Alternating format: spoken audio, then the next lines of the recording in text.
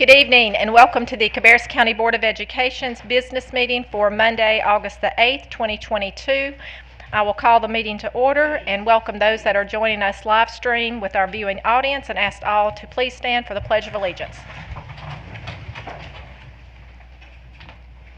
I pledge allegiance to the flag of the United States of America and to the republic for which it stands, one nation, under God, indivisible, with liberty and justice for all.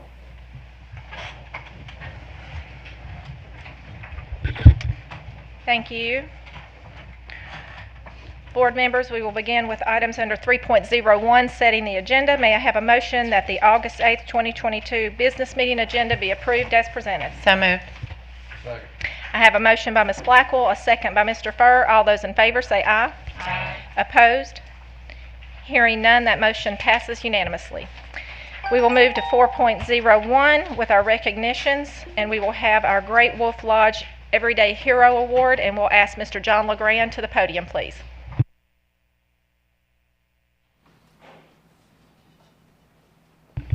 Good evening. Good evening, everyone. Members of the board, Dr. Kopicki. This evening, I'm very proud to present this month's Great Wolf Lodge Everyday Hero Award. This award is presented monthly to an employee within auxiliary services, which includes our Kids Plus, facilities maintenance, construction, student nutrition, and transportation departments. This award is selected monthly by our department directors and is intended to recognize the outstanding behind-the-scenes work of our employees in auxiliary services that often goes unnoticed.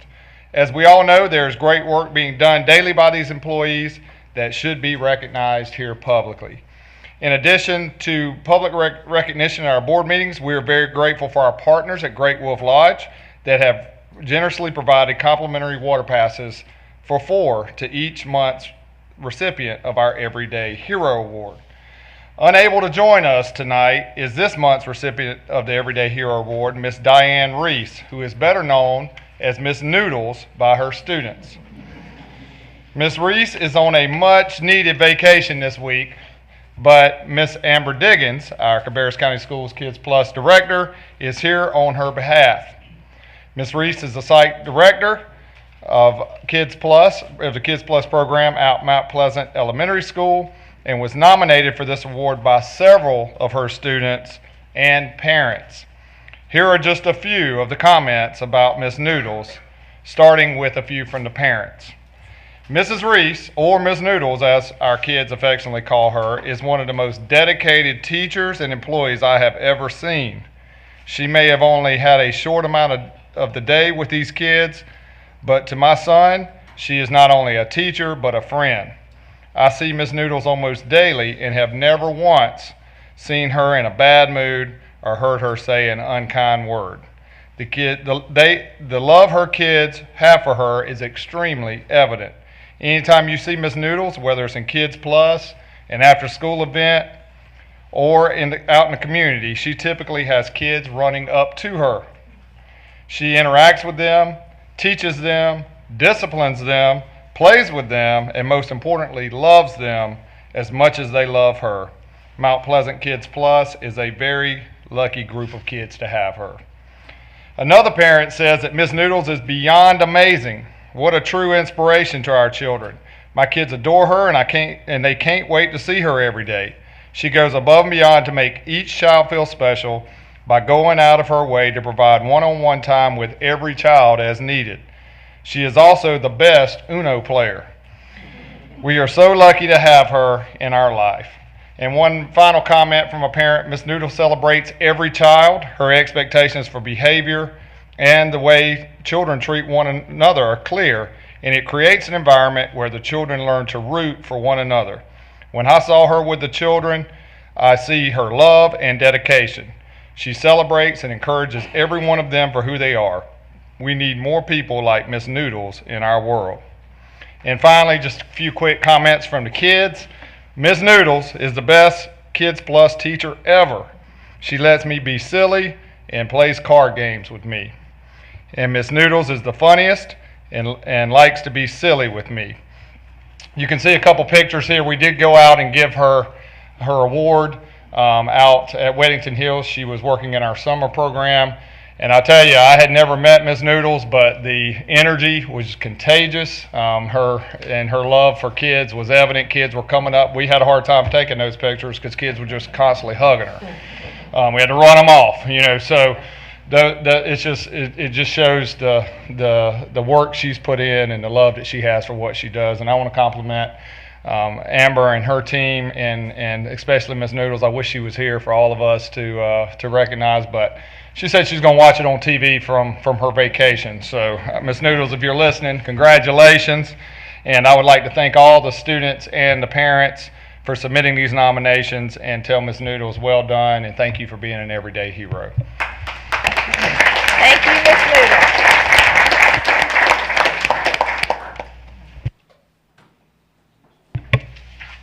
Okay, board members, we will move to items under number 5.01, approval of the minutes. May I have a motion that the board approve the minutes for the open session meetings for June 6, 2022, June 13th, 2022, June 27th, 2022, and July 11th, 2022? So moved. Second. I have a motion and a second. No corrections noted. All those in favor say aye. Aye. Opposed? Thank you. That motion passes unanimously. We will move to 6.01 and begin with board chair comments. I just want to take a moment to thank the SROs that are with us here tonight and every meeting. Thank you for being with us. We appreciate it. And next we will move to 6.02, and I will turn the mic over to Superintendent Dr. Kopicki. Thank you, Ms. Grimsley.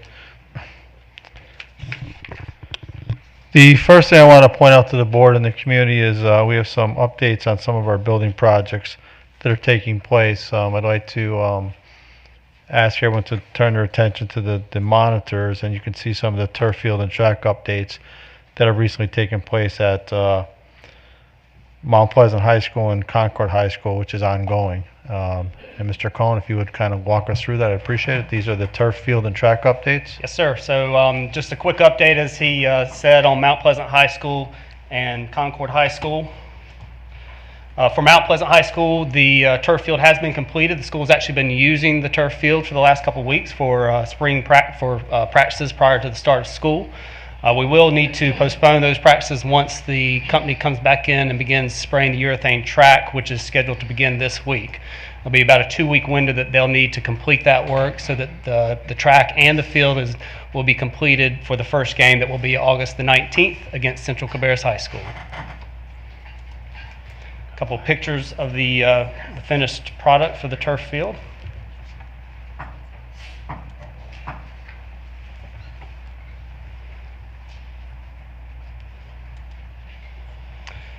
Concord High School, a little bit of a different story. The turf field, unfortunately, will not be ready for the first game this season. We have run into some unforeseen conditions in this project that were just not known to us.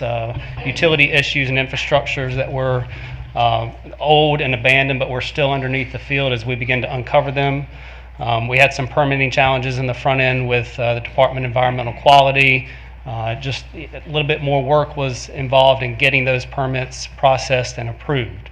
As a part of that, the athletic director and Mr. Tyson have been discussing alternative locations for that first game, and they're considering using the Webb Field, kind of the back in time where they used to play their home football games. That is yet to be determined, but that is what they are working towards right now.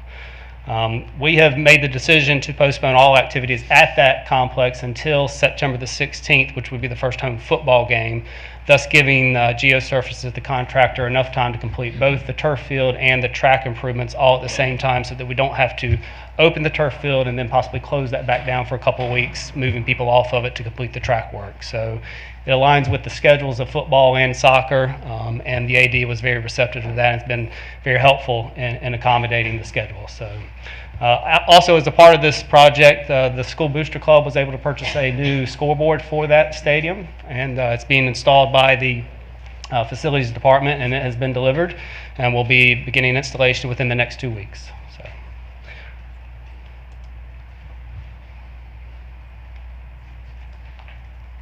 You can see a lot of the underground drainage that's required as a part of this project has been delivered, and they're working on the detention structures right now. So.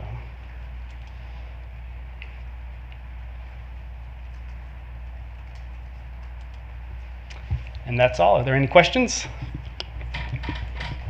And this may, now Mr. Furr down here probably has the answer right off the, but the high schools, do they have play the football games the same night as our high schools teams? They do, yeah. I mean, all high schools play on Friday nights. So. Okay, that answers my question. And typically, so, you know, if you have a home game scheduled in a circumstance like this, you would just flip-flop the away game from the home game with that in that calendar year. So that would give you the advantage of being able to postpone the use of the field.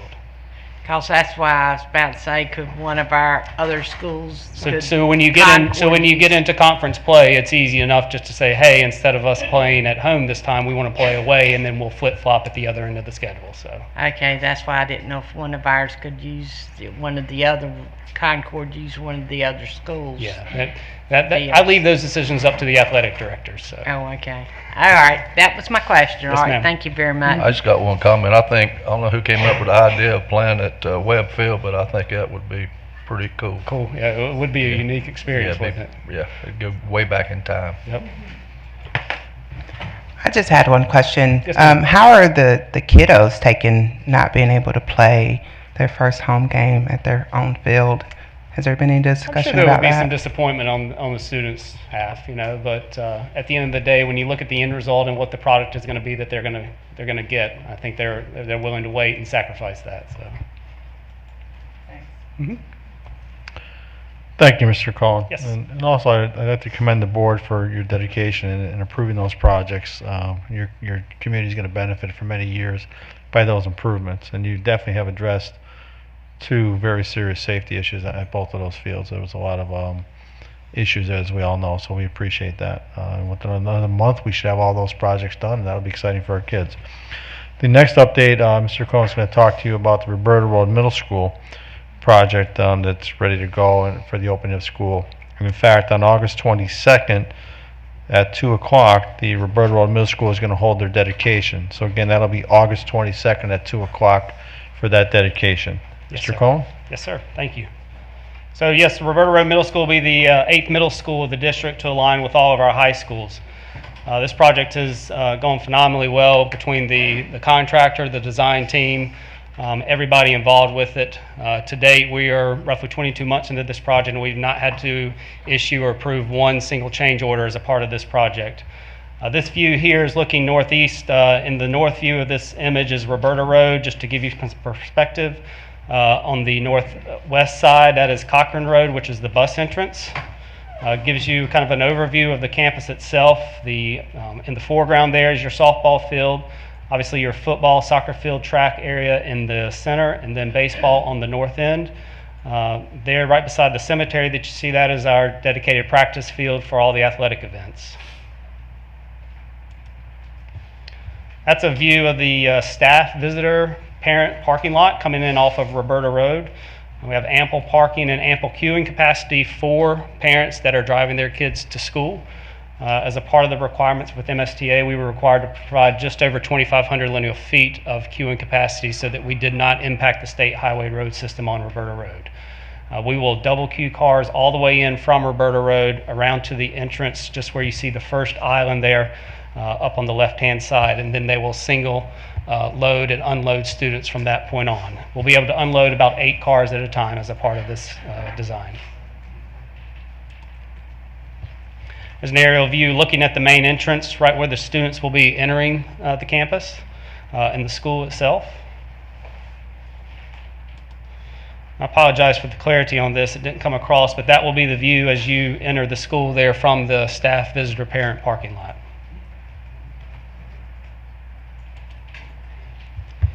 As typical, as soon as you enter the school, you'll come into the reception area, the waiting, the lobby, whatever you want to call it. Staff is obviously already on site, welcoming faces, registering students. It's very exciting around there. They're super energized about the new facility. As part of the program design with YCH, we've installed wayfinding graphics around the building itself, identifying critical spots of where students will need to go. If the visitor comes in and they're unable to locate that, we will have a QR code that will link to the map and show them where they need to be in the facility itself.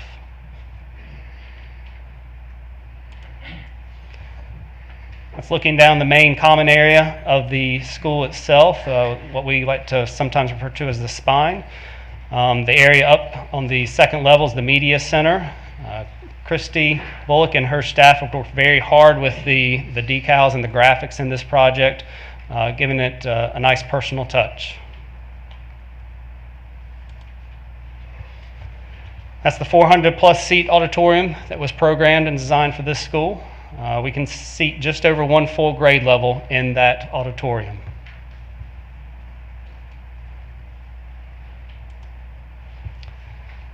There's the dining room cafeteria space. Again, seats just over 410 students. We can get one full grade level in there as well.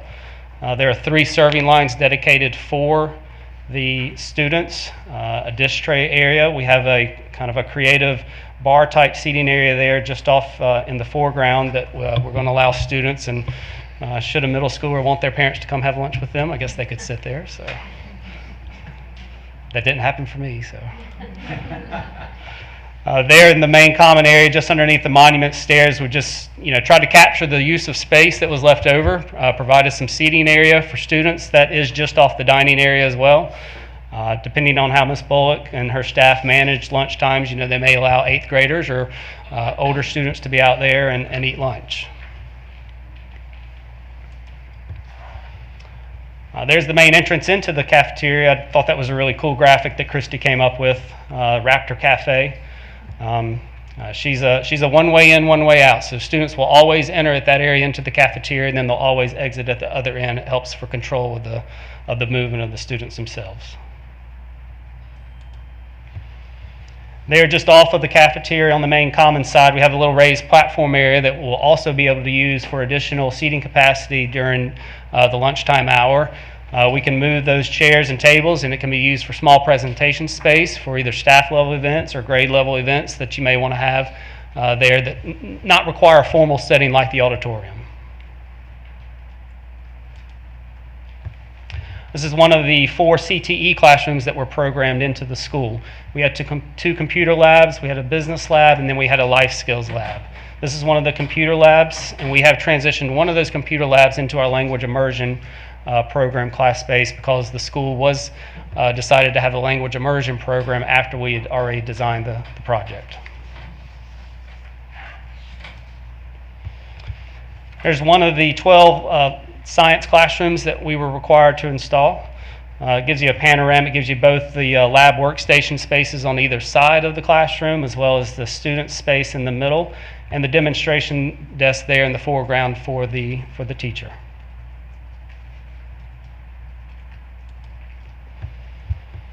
That's looking back down towards the main entrance as students would enter from the lobby area or come through the main entrance during morning drop-off. The auditorium is there to your left. We have some common area on the outside to the right for staff to have lunches if they would like to. And I think one of the more unique spaces that we programmed into this project, this is about 11,000 square foot of common area courtyard on the outside. We have 2 large sunshade structures that we have programmed into this school. This area will have a synthetic turf, so it will not have to be maintained and gives plenty of outdoor space for the kids to enjoy.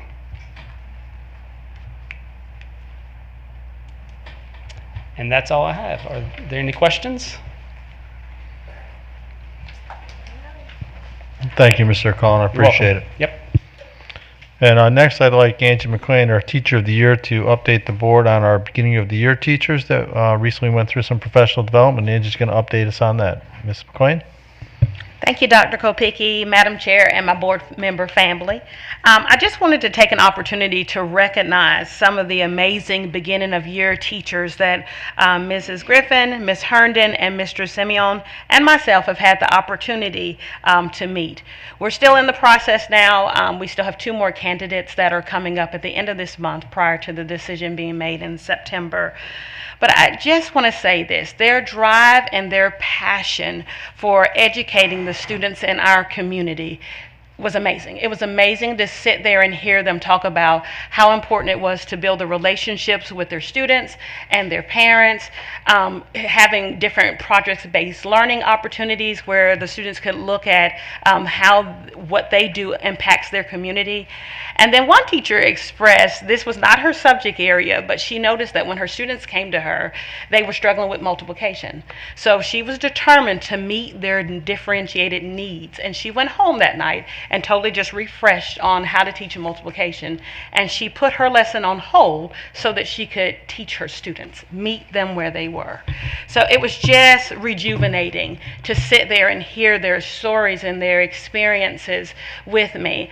And I also in that moment noticed that I was considered a veteran teacher, even though I didn't feel like I was there. But even this veteran teacher learned so much from them. I was taking notes the entire time of their experiences and the things that they did with their students.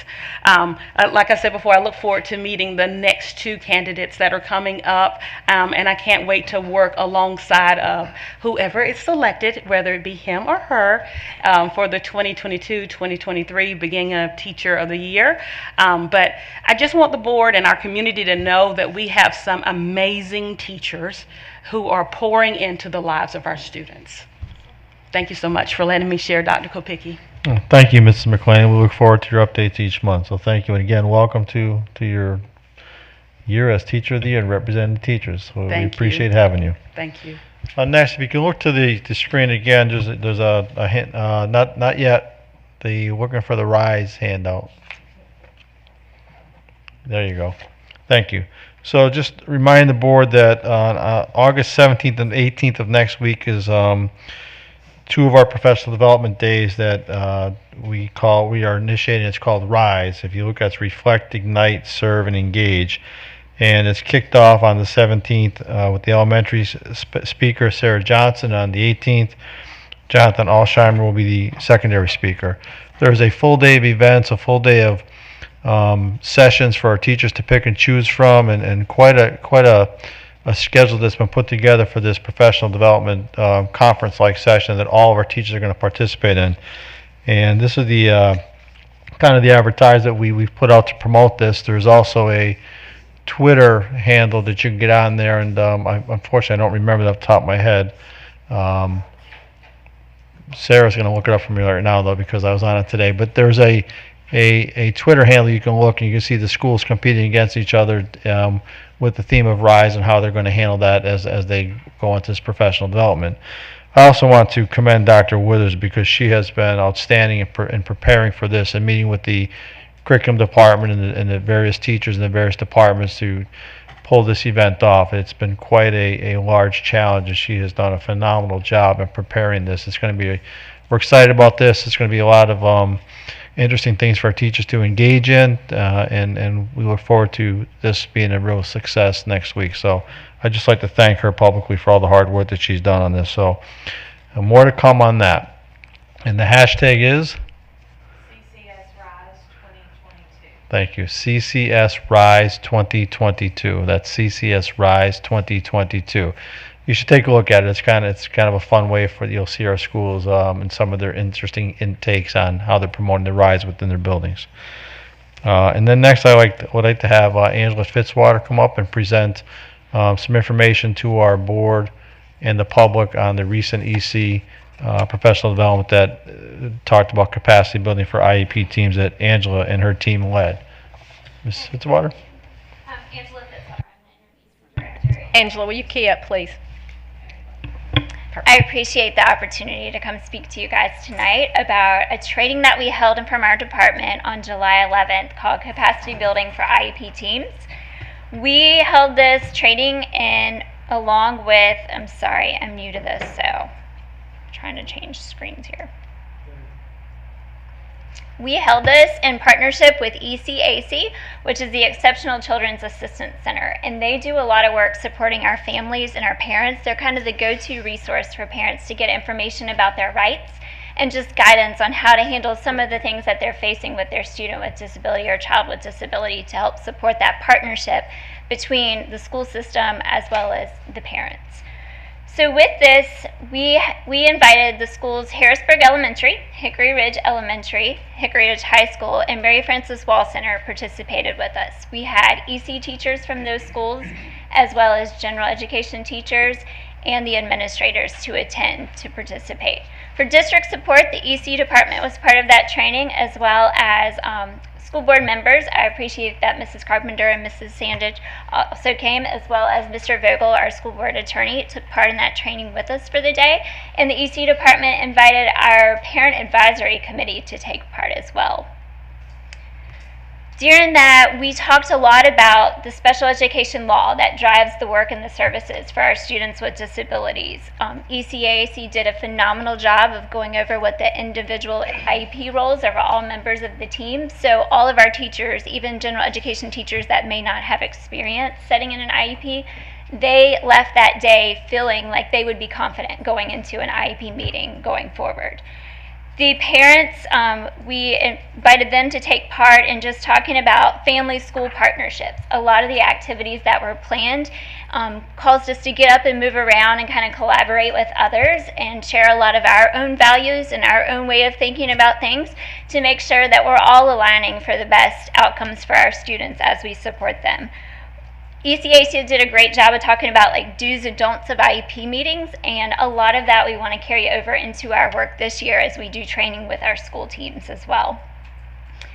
One of the great things that I liked about it is there were a lot of opportunities to get up and move about. So ECAC also mixed us up a bit. You know, when teachers get together for trainings or when schools get together for trainings, frequently they all sit together, right, with their known people in their building that they know. So ECAC mixed us up throughout the day at different times, which really caused us to think outside of the box, be a little bit uncomfortable that we were with people that we normally wouldn't work with, and to share some of those views, because we have a variety of schools and a variety of parents that all have different backgrounds, so that mixed together caused some really great collaboration and conversation and problem solving and thinking out of things that you may not have experience of just because of like the certain school or the certain situation that you're in. So going forward with all the great information that we learned that day, our EC department has really worked this summer on talking about what are our core values, because we want to make sure that our core values that we believe in are carried in through the work that we do this year. So ECAC, you know, started off that July training for us, really giving us a platform to kind of spring from. So for this school year, we're going to have an EC opening session for all EC certified teachers that's going to be kind of titled Back to Our Roots. So we go back to those core values that we should be operating from every day. We understand the importance of having relationships, and that to get that partnership with parents, we really have to take that time to listen to our parents, to take time with our students to build those relationships if we want better outcomes for our students. EC New Teacher Cohort is going to go on this year for first year, second year, and third year teachers, where we're going to provide them like layered support based on the year they are in their year. Today kicked off new teacher training. EC was part of that. We trained several teachers today and will continue to do so for the rest of the week. HR has been wonderful to work with because they have really encouraged EC to represent at new teacher orientation. So we have an EC 101 session being delivered later in the week, which is going to be an audience where we talk to gen ed teachers, where we can share a lot of the information that we gleaned from the ECAC training to prepare our new gen ed teachers to be ready for IEP meetings and to participate in that. We're also going to be hosting EC Parent Advisory throughout the year, so I'd like to see a lot of our parents that were a part of this training train other parents or be part of panels where we can get more parent perspective to support and drive the work that we do within the EC department. And then one thing I thought of after putting the presentation together is every year the EC director will train principals and other strong teacher leaders on LEA rep training. And the LEA rep is the person who at the IEP meeting kind of facilitates the meeting and is the person who's knowledgeable of resources within the district. So as I train administrators and our lead teachers, I want to make sure that I incorporate some of the videos that ECAC showed us of like positive and maybe some teams that need some growth with IEP meetings, so we can talk through those at LEA training and help administrators and teachers be prepared to build those relationships and to problem solve and just make sure that we're really taking the time to listen to our parents and provide them the support so we can have great things come from our students with disabilities. So I'm excited about the work for this year, and I hope that all of our teams will be too after participating in this. Are there any questions about the training?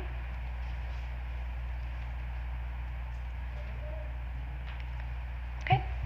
Thank you. And I just want to thank you for bringing this focus to our attention tonight, and I want to thank the board for attending that session, and also Mr. Vogel for attending it as well. I know it takes a lot of time out of people's schedules to attend these sessions. Great value in this, and really strong leadership on your part, so I appreciate you sharing that with us in the community, so thank you.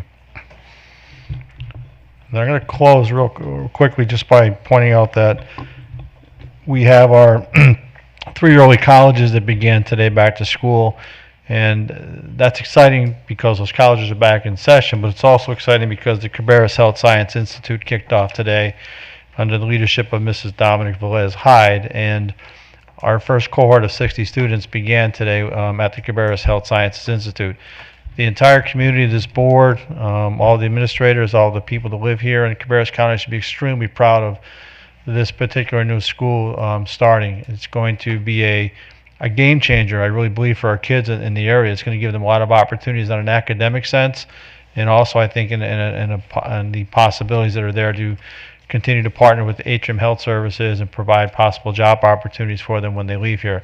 A very unique situation taking place here in Cabarrus County. This entire community should be very proud of that. I'd like to thank Ben Aldred for his leadership and working with Dr. Cruikshank at the Cabarrus College, because without that leadership, I don't think a lot of this happens. There was a lot that went on this year to get that up and off the ground, and they both did a tremendous job, so I thank them for their leadership on that. And I wish Mrs. Velez Hyde nothing but success as she takes on the challenges of beginning that program and building it up. So that's a great accomplishment for our district. Also, Amy Lauder, great congratulations to her. She's been named to the National Safety and Crisis Response Committee. She was named to a seat on that. So she's now going to represent the nation on the National School Safety and Crisis Response Committee. I continue to tell people our goal is to be the best in the country, and that's what we're after. And it's people like Amy, it's people like, Ben's leadership, it's people like Dominique that are opening up schools. These are the things that it takes to do that. We are very unique, and Amy should be just commended for her efforts in doing that, and getting named to that committee. It's a great honor for us. The first day of school, to remind everyone, for students, is August 29th, 2022. And then I'm going to end. I know I've been a little long this evening, but there's great things happening here, and we need to celebrate that and focus on that and remember all the wonderful things that are taking place here. Our enrollment right now is at 35,112 students. We were up 1,600 kids from last year. It's growing, and it's growing fast. There's good and there's challenges with that, but just keep in mind that we are growing. So from facilities to professional development, new school openings. The Read to Achieve article that's just in the paper on the Independent. We had over 400 kids participate in our Read to Achieve program. Our teachers were exceptional in delivering that program to our kids, and continue to improve our readings for our kids and those opportunities. And then last, I'm going to close with this. This one was pretty unique, I think. We have a young man who is a student at J.M. Robinson who recently achieved something I think is just exceptional and should be celebrated. I'm going to show you this video because it's very touching, but this is Brian Romero, who is a student at J.M. Robinson and is now a member of the, Brian, correct me if I'm wrong, but he is a member of now the Charlotte Football Club, correct? 16 years old, folks, and this is a really touching video. If you'd play this, please.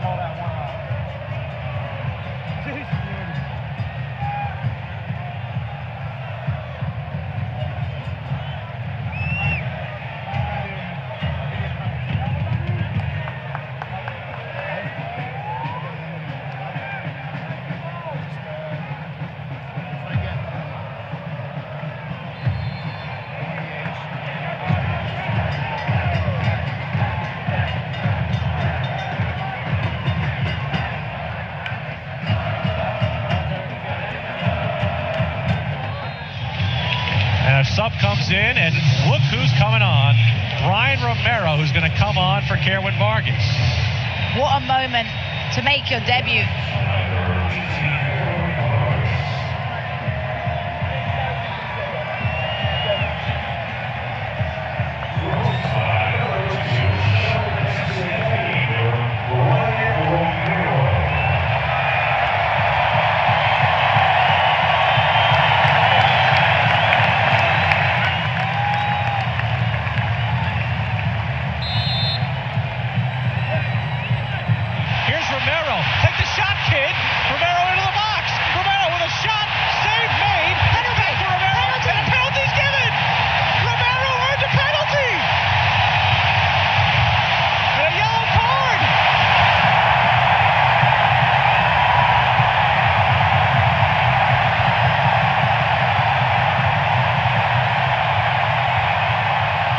Daniel Rios, the 27-year-old Mexican, to try and equalize against Chelsea in stoppage time, down 1-0.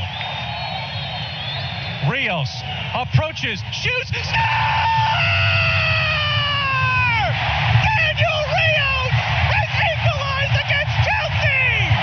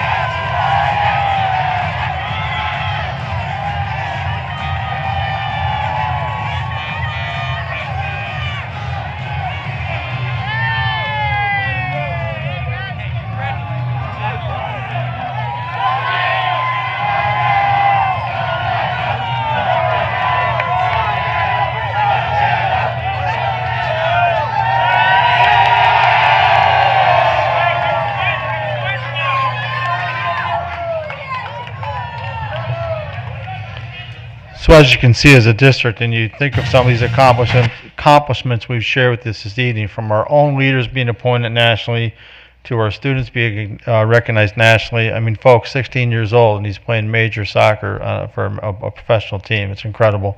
To the wonderful professional development, which I'm telling you is second to none, and Dr. Withers has done a phenomenal job with that.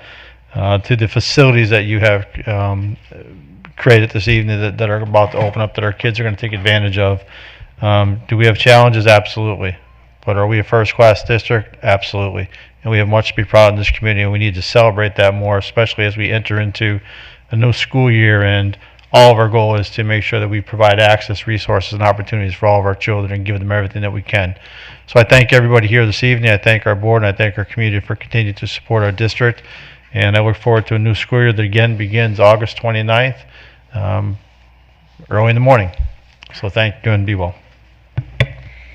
Thank you, Dr. Kopicki. That was awesome. Great presentations. Board members, we will continue with 6.03, board attorney comments, and we'll have Mr. Jay White and Jonathan Vogel to the podium.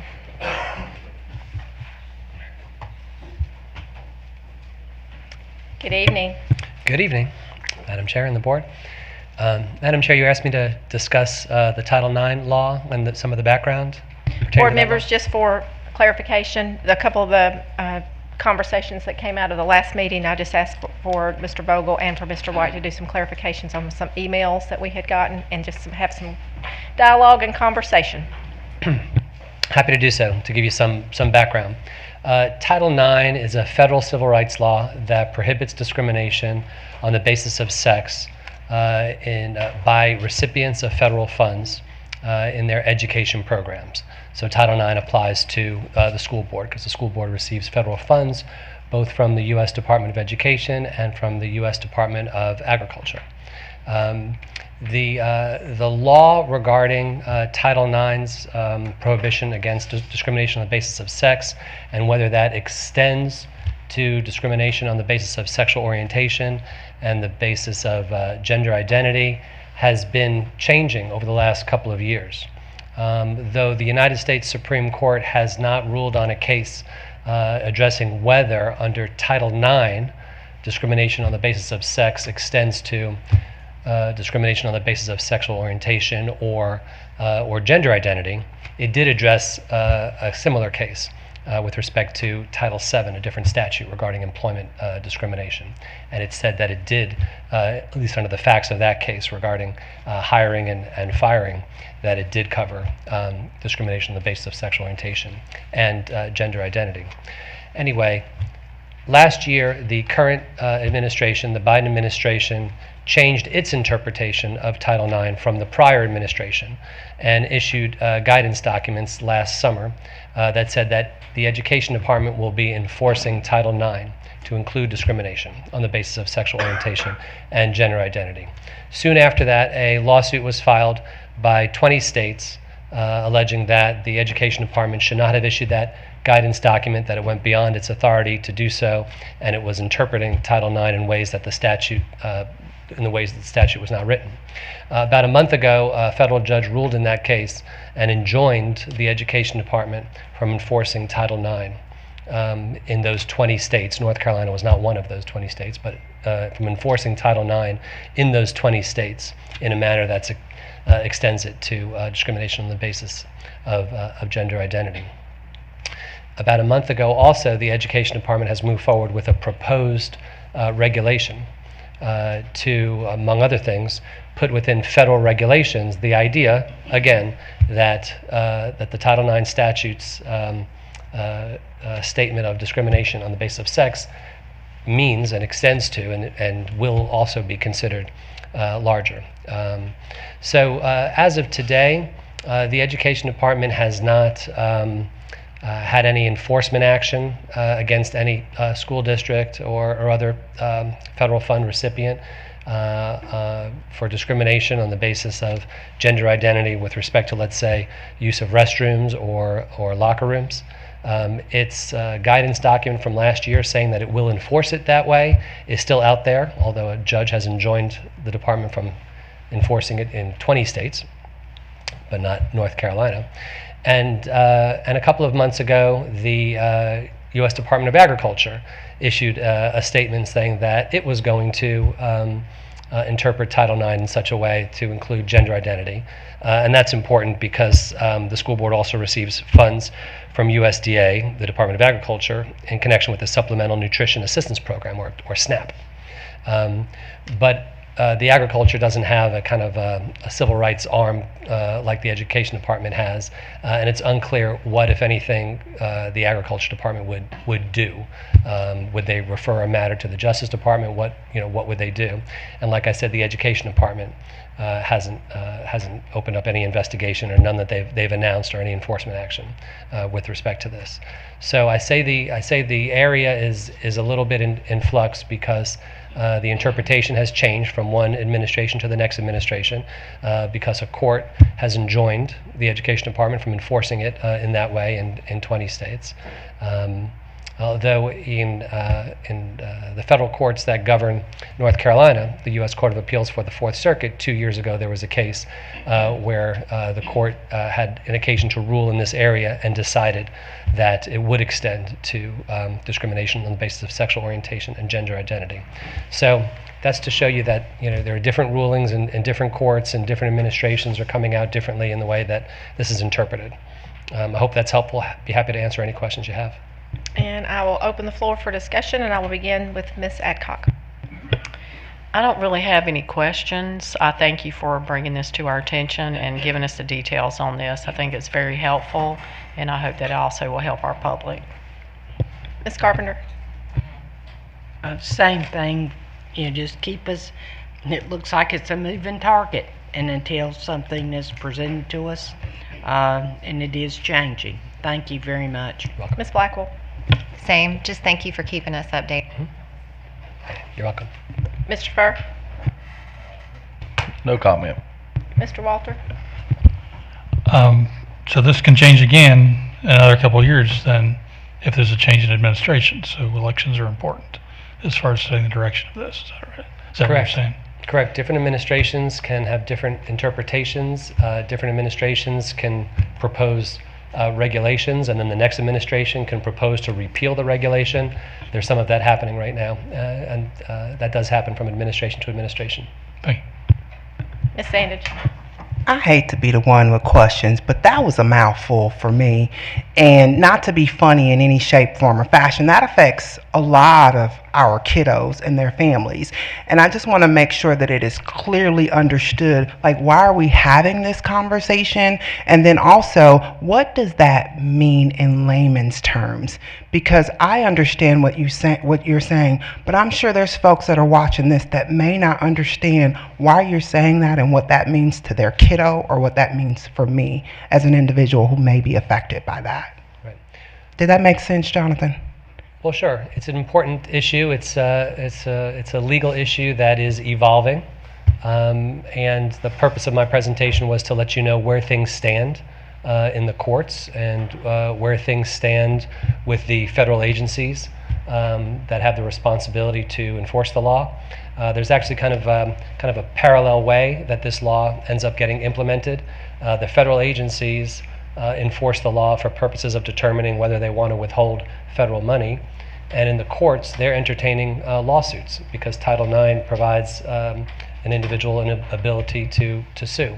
So I just wanted to provide the board kind of an overview of the status of things in both the courts and in the federal agencies, and to kind of show you that things are changing and developments are happening just in the last few months in this area. And so if somebody has, I'm sorry. I was just going to say it's really important. We've had some questions regarding Title IX and how it affects our funding, and it's real confusing. I've gotten several emails and phone calls regarding some adjacent counties, some actions they've taken. So I think it's really important that not only the board understand, how important this is and how it affects our funding, but for the community as well, because there is a lot of talk about Title IX right now and how it affects us. So it's a very convoluted conversation, but we got to have it sometime because everybody's got to be on the same page. Yeah, and as you may know, that may spark other questions. So my next question is, if I have specific questions about my kiddo or how that affects me, who do I need to go to based off of us having this conversation? So again, I think every conversation should start with the principal of the school. So if they have any questions, to call the principal, and if they feel as though those questions are not answered, to work up the chain to get to my office and the assistant superintendents at my office.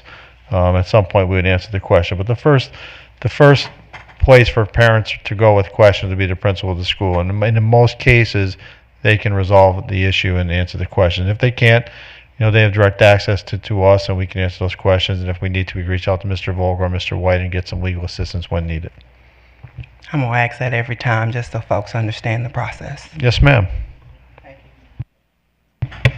Thank you, Mr. Vogel.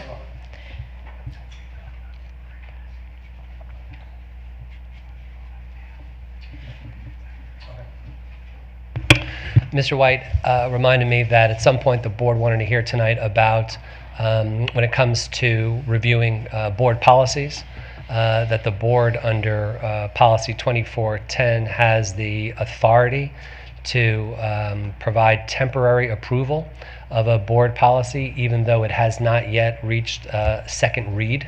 Otherwise, board policies in 1 month have a first read and a vote up or down, and the subsequent month a second read and a vote up and down. But the board policy provides the board the authority to grant a policy temporary approval, so it can go into effect right away if there's an emergency situation or there's an upcoming event that will happen before the board will get to second read. In this case, with the start of school in a few weeks, and some schools have started today, that would satisfy the conditions. So if the board chooses, when it reviews some policies later in today's meeting, to grant that policy temporary approval, to put it into effect right away, pending the second read approval next month, the board can do that. And the board did that last year, so there is precedent for this. Thank you. You're welcome. Mr. White. Thank you, Madam Chair, board members, as well as Dr. Kopicki. Y'all received an email that was forwarded over to me in regards to some concerns about policy 3200 and 3210. And just wanted to let you know, this was an email from, I believe it was Erica Arango, Gustavo Arango, Brian Areola, Laura Bista, Chris Crawford, Conan Crawford, Abdel Salam El-Hani, Lillian El-Hani, Maria Nora Frisch, Lindsay Gryzik, Bradley Harris, Meredith Harris, Ruth and Steve Hilton, Ellen and Jason Ivers, Malik Johnson, Daryl Lewis, Janeka, I apologize, Lewis, Brandon and Ksenia Martin, Oksana Mastav, Lorinda and Thomas Moore, Andy Mueller, Elizabeth Sullivan, Brian Sullivan, Jerome and Nancy Williams, Jesse Winston, Sequina Winston, Chris and Rebecca Wood. They were questioning about policy 3200 and 3210, about where the literature committee came from, why are we looking at this, what was the purpose of it, and what the response that is the literature and supplemental Materials Committee was formed by the Board of Education U, specifically through Chair Grimsley, to look at the policies and to understand how does a parent object if they wish to object about materials that have been selected. What we have in the policy, right as we sit here today, not because it hasn't been voted on, is an objection can be made and the principal makes the decision. What the literature committee was tasked to do is, well, what's the objection on? Is there a violation of the constitutional rights of a child? Is the First Amendment pull into here? What was the reason for the concern? So it's more structure is what the literature committee came up with after hearing from the board and what the board's concerns were or wanting to know about it. So there's more structure in what 3200 and 3210 is. The committee comprises of school board members. 3 school board members. I don't remember how many principals. I don't remember if there was any assistant principals. There was media specialists, which I'm old. We call them librarians, but they're media specialists from various schools. And then also members from the community and volunteer members. The background, I could not tell you what their background is other than they're the ones that are working in the school system. They certainly have been working through policy, working through all the different training that has been done to get in their profession, how far they've gotten, but also within the school system here.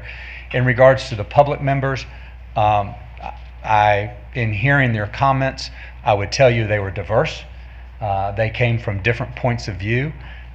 Each one of the community members gave quite a bit of questions, comments, engagement from different perspectives. So if I were to guess, I would guess they came from different walks of life in regards to their political and their ideological and their sociological background. But again, I couldn't tell you. I try not to label people, but in listening to what they have to say, it was great input. The Literature Committee, I would not say it was fervent discussion or debate, but it was very active. There was a lot of comments, there was a lot of questions, and it was great. This is exactly what we as a community deserve, is involvement, engagement, and action. And that's what they did, is that I don't think anybody was offended by any questions that were made or any positions that were taken. I thought everything was very respectful. And the question was, how do we make certain that the educators educate? And if a parent has a concern, how does a parent voice that concern in a logical, structured manner, instead of, I just don't like this, and what are you going to do about it? Then what happens is, in the current policy, it in essence stops at the principal. And what the committee was thinking is, well, what happens if it needs to go to this next level, to the superintendent? How does it get there? If it goes past the superintendent, how does it get before this board? So that was some of the things that the committee was discussing, and wanted to make certain that there was a procedure for that to be done. So that what we're looking at, board members, is a committee that was designed to be diverse. You succeeded. Designed to be engaged. You succeeded. And designed with coming up with how do we look at enhancing what we already have. You could sit still and do nothing, but that's stagnant. And when you're stagnant, then what happens is you're not growing. And if you're not willing to discuss and debate and take on these topics, then I think you're doing a disservice to the community, and that's not what this board is about. Some of the questions that this committee was very concerned about is, how does it tie back to teaching? What's the North Carolina course of study? If a book is selected, if materials are selected, how does that push forward the educational goals of this board and of this district? So those were looked at. Then what happens is the reliability of the material. Some material gets outdated. When I started, I worked on a typewriter. We don't have those anymore. So we're moving forward. In regards to books, the things I learned when I was in grade school and in elementary school and then in high school is completely different now. So that things do get outdated. So the question is that material reliable? Looking at appropriateness of the age, that was a lot of things that was concerning, is if some material is provided, is it age appropriate? Because there are some materials that is certainly age appropriate for high schoolers that is not age appropriate for middle schoolers. So that is guidance in regards for the committee to look at. And when I talk about a committee, when the selection of materials as well as review of the materials. And then also the educationally suitability of the material. So that what the committee was looking at was, okay, we have materials, let's tie it back to curriculum, let's tie it back to our educational goals, let's tie it back to North Carolina course of study. And that is what was being looked at. And also there was a concern about, well, if we're talking about electronic materials, how do we make certain that everybody has the free access to this, or not free, how does everybody have access to this material regardless of their abilities or disabilities? So that's also a guiding principle. So we have that. Then if something is questioned or asked for to be reconsidered, the principal is creating, or has created, or should have created, a reconsideration committee that would be typically a group of about 5, could be greater, and it could be less, and let me tell you why, is that the committee would be made up under the policy 3210 of a member of the instructional staff who is familiar with the resource. That was very important to the committee. Why would we have, and I don't want to denigrate anybody, why would we have a teacher in math critiquing the grapes of wrath? Could. I'm not saying they don't have that ability, but they wanted somebody that's in the field of that is being questioned as to have the familiarity with the resource and experience with using the resources with students. A district level staff member with experience, a library or media special staff member, a middle or high school student if it is appropriate, depending on what the topic is, as well as a parent of a student that's currently enrolled in the school. So that's the 5. It could be down to 4 in case the high school student or middle school student is not appropriate for whatever reason. So you have that.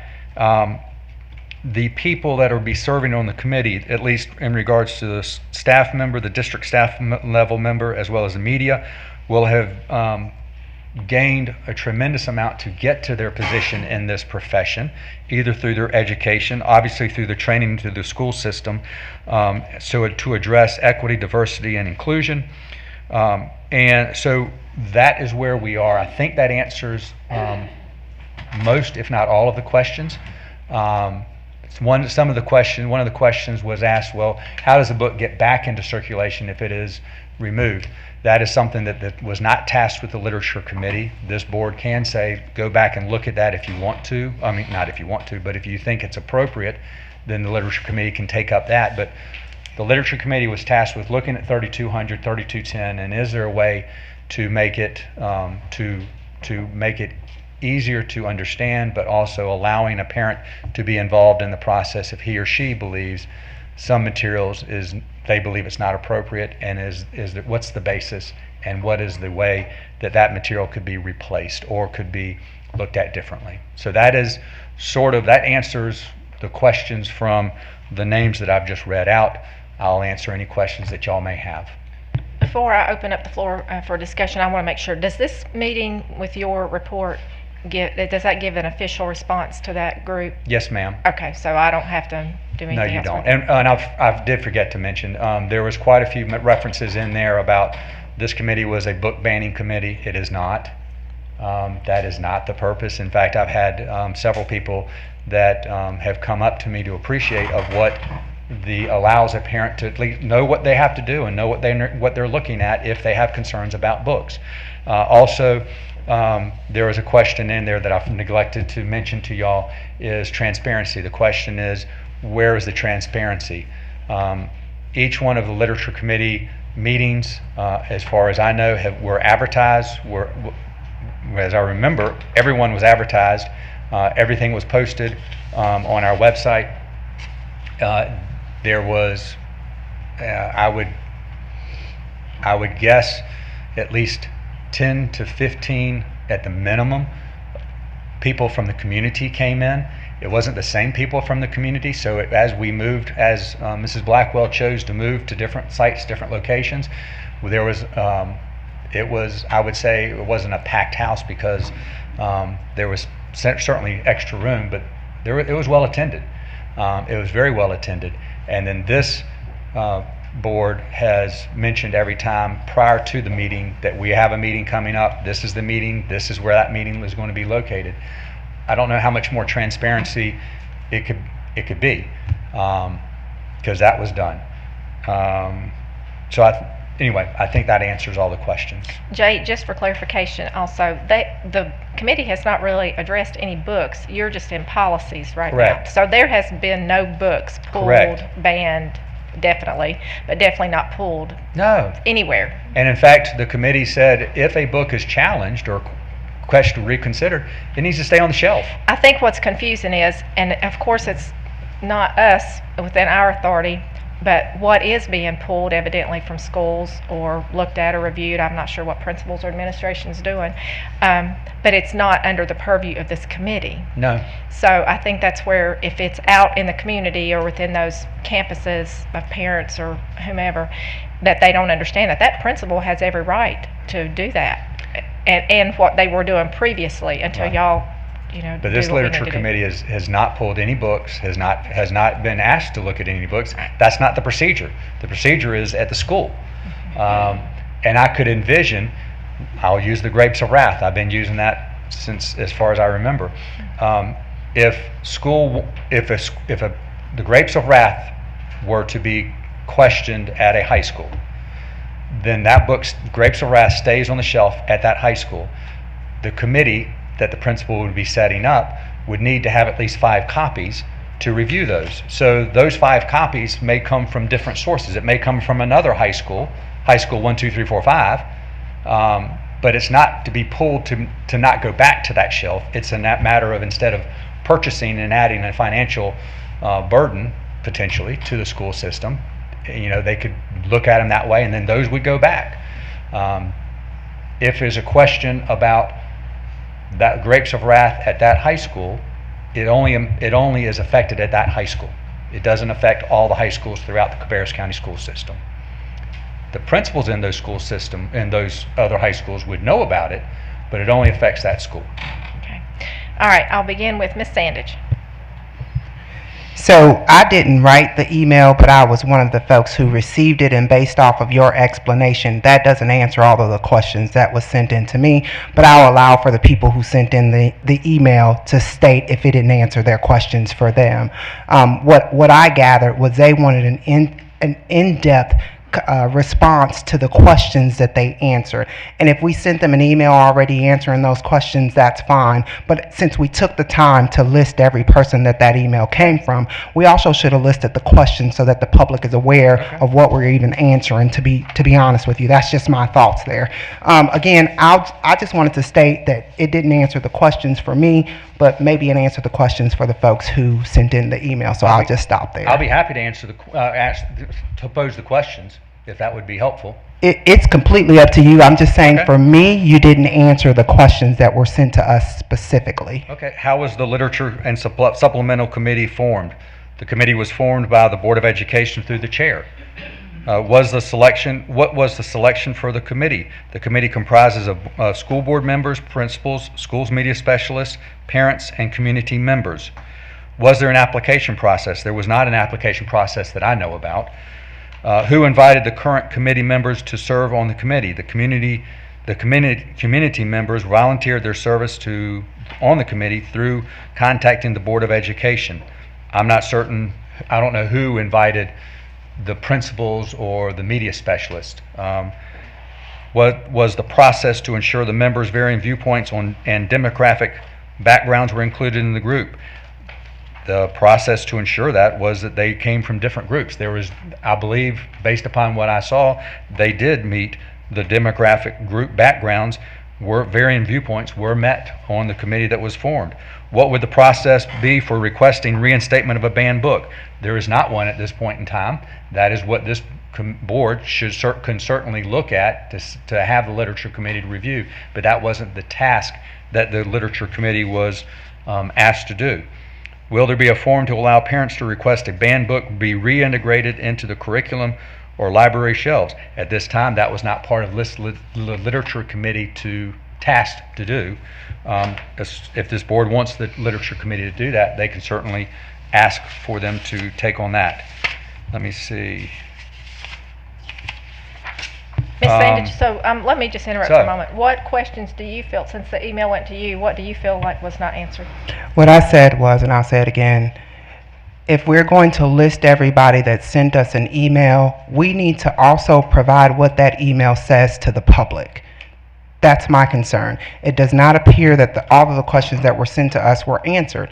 If you're going to answer them that way, then people can see, okay, he answered my questions. So I hope that made sense. It didn't. Well, you said that you didn't feel like they were all answered, so I want to know which ones you think are not answered. That's what I just said.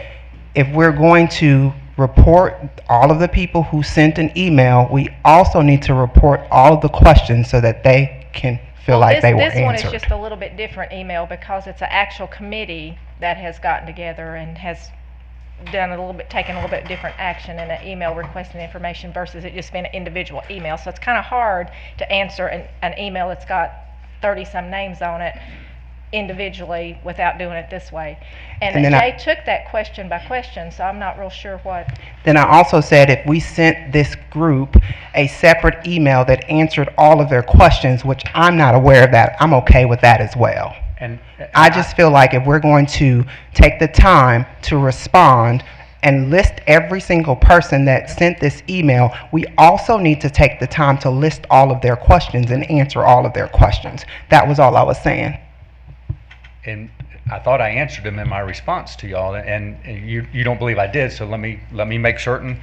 Who would be selected to serve on the committees charged with review and book removals? I've mentioned that in regards to the member of the instructional staff, the district level staff, library staff, middle or high school students, and parents. What guidelines will be used to ensure those committees are reflective of the CCS population? That would be left in the discretion of the principal based upon who he or she has. I mean, out of 5, I don't know how you would be able to get all the diversity as it relates to our school's school population. How can we be assured that members of such committees will be well trained in the matter of equity, diversity, and inclusion? Through the adherence of the board policy, the professionalism of the selected members of the committee, their training, their experience, and their education that they've had, except for potentially the high school student and potentially the parent. We would not be able to assure that in regards to that, but 3 out of the 5 would be from the school system. Will CCS provide a comprehensive and easy access list of books removed from the circulation to promote transparency? Again, that would be for the Board of Education to make that decision, or input from the Literature Committee if the board asks them to do. When that question was posed to me after one of the meetings, I said, depending on what the Board of Education wants to do, you always have the right to request a public records request or freedom of information. And I think that, anyway, so that was a suggestion that I made in case that was not answered at some point in time. Apparently that information that I gave passed on to this group because they said that using the Freedom of Information ask is cumbersome, burdensome, and costs time and money. So that was more of a statement, not a question, but I would disagree with that as a statement. It is not a question, but that's certainly something that this board can do. And then the other question is, will CCS provide the justification for removal in that list, understanding that individual committee members' opinions may need to be kept anonymous for their personal safety? Again, that's a decision for the Board of Education to make, either on their own or through the Literature Committee. That answers all the pointed questions that they had. Thank you. Yes, ma'am. Mr. Walter? Can we put that email on board docs? Does it matter? I mean, sir, can we put the email on the board docs so people can see it? See what we've been talking about? That would be a decision of the board if they want to do that. Y'all can certainly do that. Here's the situation. It is a public email. Mhm. So they sent it through our public emails. So it's already public. So if putting it on board docs would not be a We've problem. been talking about it for the last 20 minutes. Right, that's what I'm saying. There's not a Right. problem putting it on board docs because it's already a public email anyway.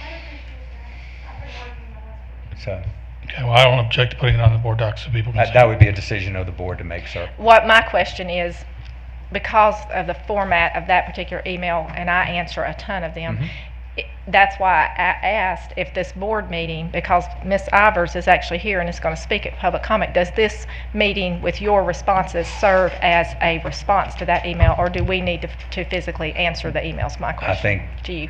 I would say the answer I just gave would be sufficient, but if the board wants me to respond, I'll certainly respond. Okay. Dr. Kopicki? Just a suggestion, I might suggest that you maybe summarize some of the answers and put it in a more of a narrative, because if you start answering emails, we're going to be in the thousands.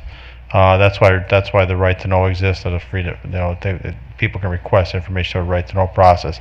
I'm not opposed. I think it's very healthy to be putting it out there, but I want to be very careful about setting a precedent with all the emails that are coming the board's way. There are 7 members. Do that times all the emails you get to be putting all that information out to respond to every email. You're going to set a precedent, is what I'm saying.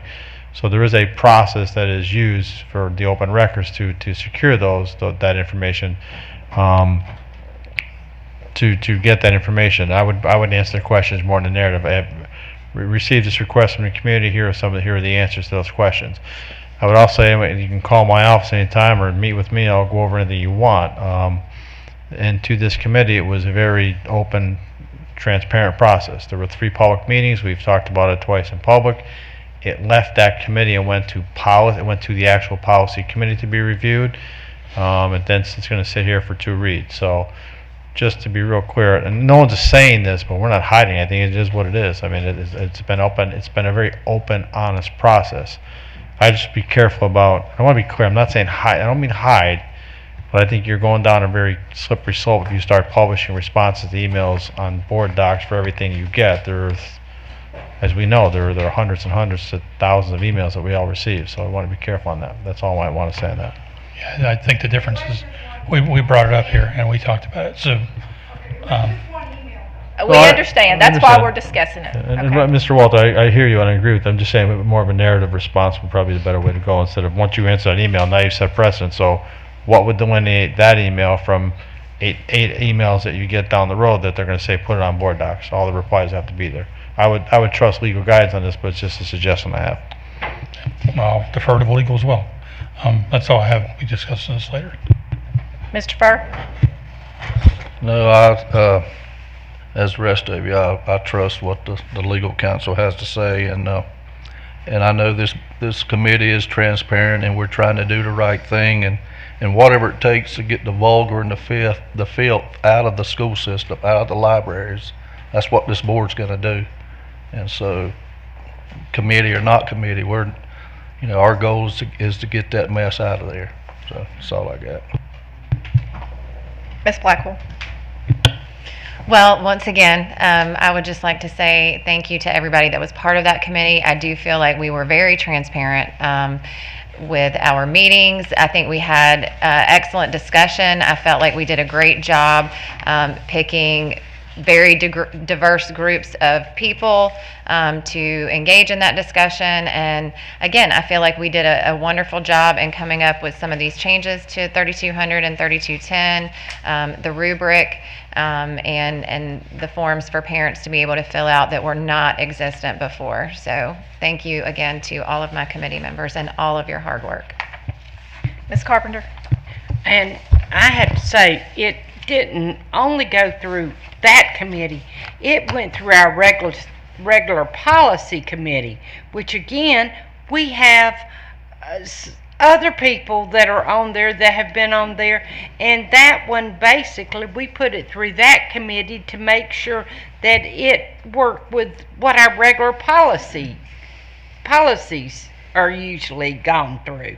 So it was really put through, it was gone over with a fine-tooth comb and really looked at very, very closely, and to make sure that we did keep the things very transparent.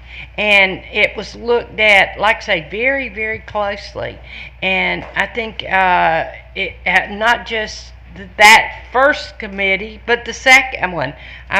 It was a wide group of people that looked at it, and I think it did widen what's done. And again, I have to agree with Mr. Furr. We want to keep the materials out of we don't want as I mentioned last time, pornography and filth out of our school systems, and that's one of the reasons this was started. Ms. Adcock? I really just have a clarifying question. First is, now that this committee has been formed, is it in place, is this something that we're going to continue to have like an annual committee, or was this for a special time period? So what y'all have done, the actions y'all have taken with the policy committee review and that coming back, once we do that piece of it, then we'll all talk about what's the next step. That is what needs to happen, because I think what's getting confusing to the general public is we've got the board committee that has taken place and what you're doing and the works that you're doing, but you've still got the campuses doing their works, what they're needing to do. And I think there's somewhere colliding for information that people think certain things that are being done is really not the work of the committee, but it may be some principles or the work of the campuses of what's going on.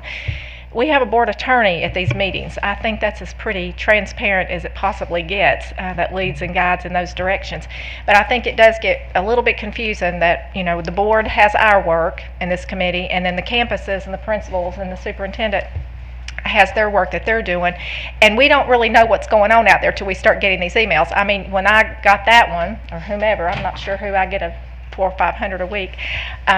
When we get those, it's a little bit different when it's addressed from a committee versus just an individual. So that's why I asked Jay to address it, because I wasn't real sure how we needed to do that if we're being, I didn't know if we were being challenged on it, what was needing to take place.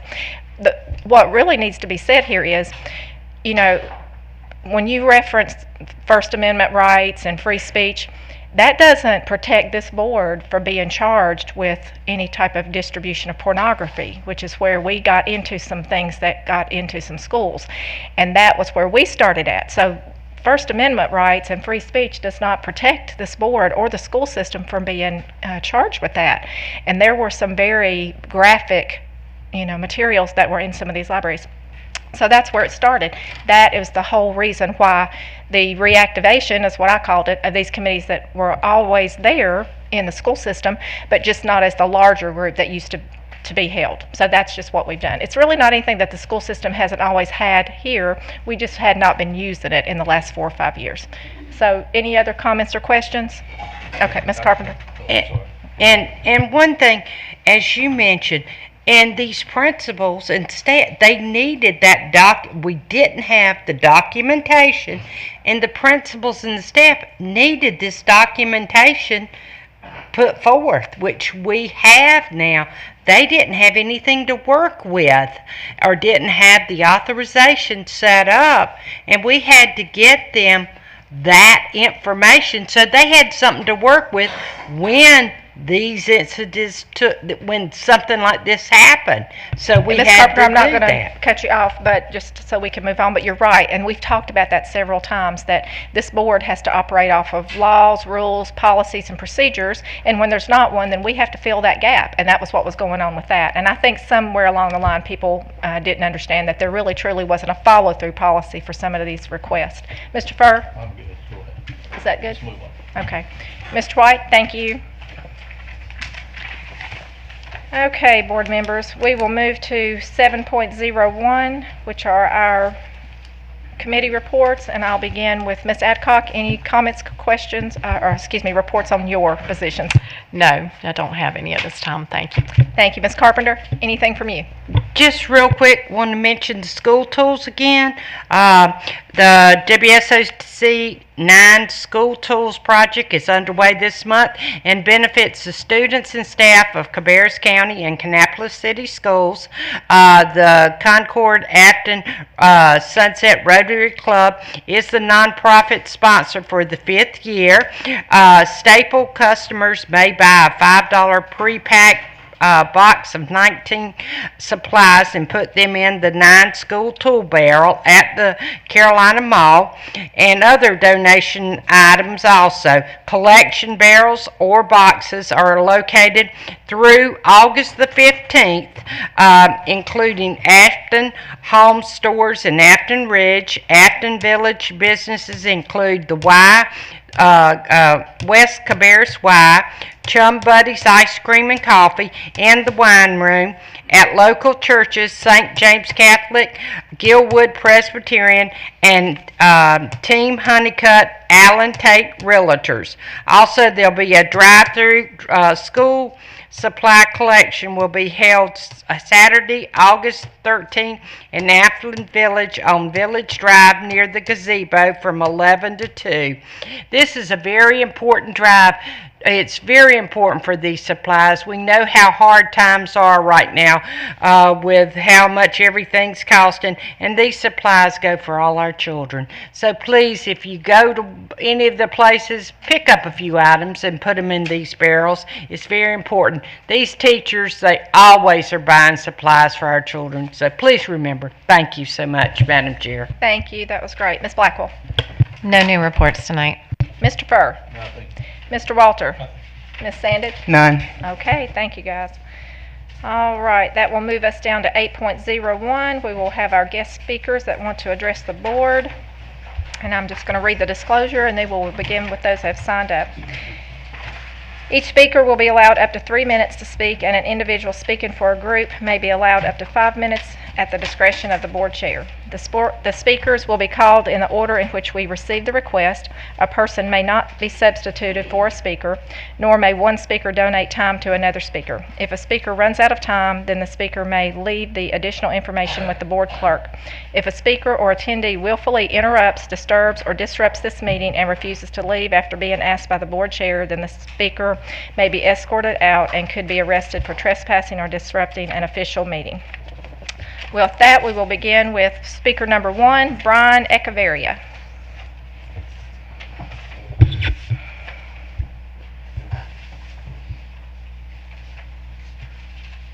Good evening. Thank you. Will you key up, please? I wouldn't be here if the crazy presentation last week didn't factor into the decisions that my family had to make. There's a God-shaped hole in our school system, and we all know it. Atheists will whisper a prayer for school safety, so I'm asking everyone on August 28th to go to a Cabarrus County school, step out of your car, and pray for our children. You can sign up at familyisourstory.com.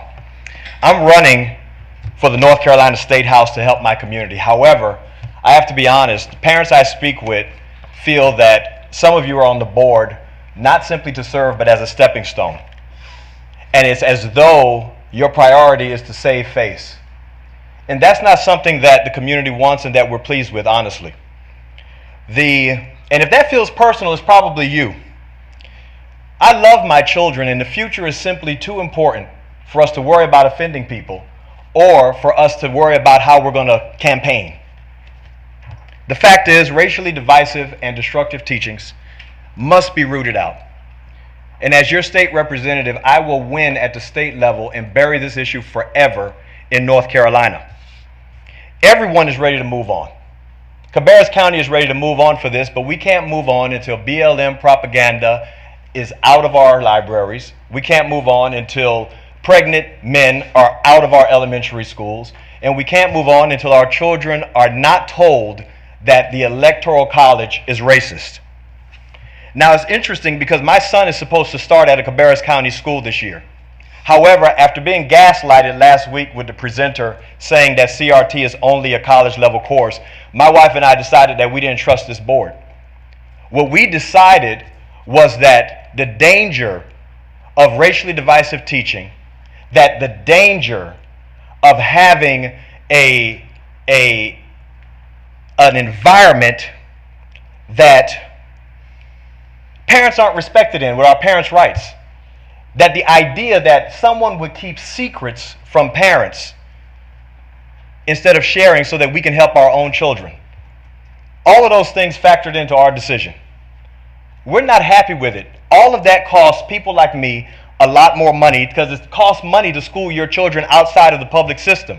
And the government school system is a public service, not an additional mother. And we're asking that you guys would take the lead and fix that. We're asking because there are good teachers who are holding the bag for a few bad apples. And as parents and good teachers, we do all that we can, and we want to move forward beyond this issue. So yes, we're ready to move forward. Last week's gaslighting has to stop. Go to familyisourstory.com. Thank you. My name is Brian Echevarria, and I hope to serve you. Thank you. Speaker number 2, Jonathan Allman.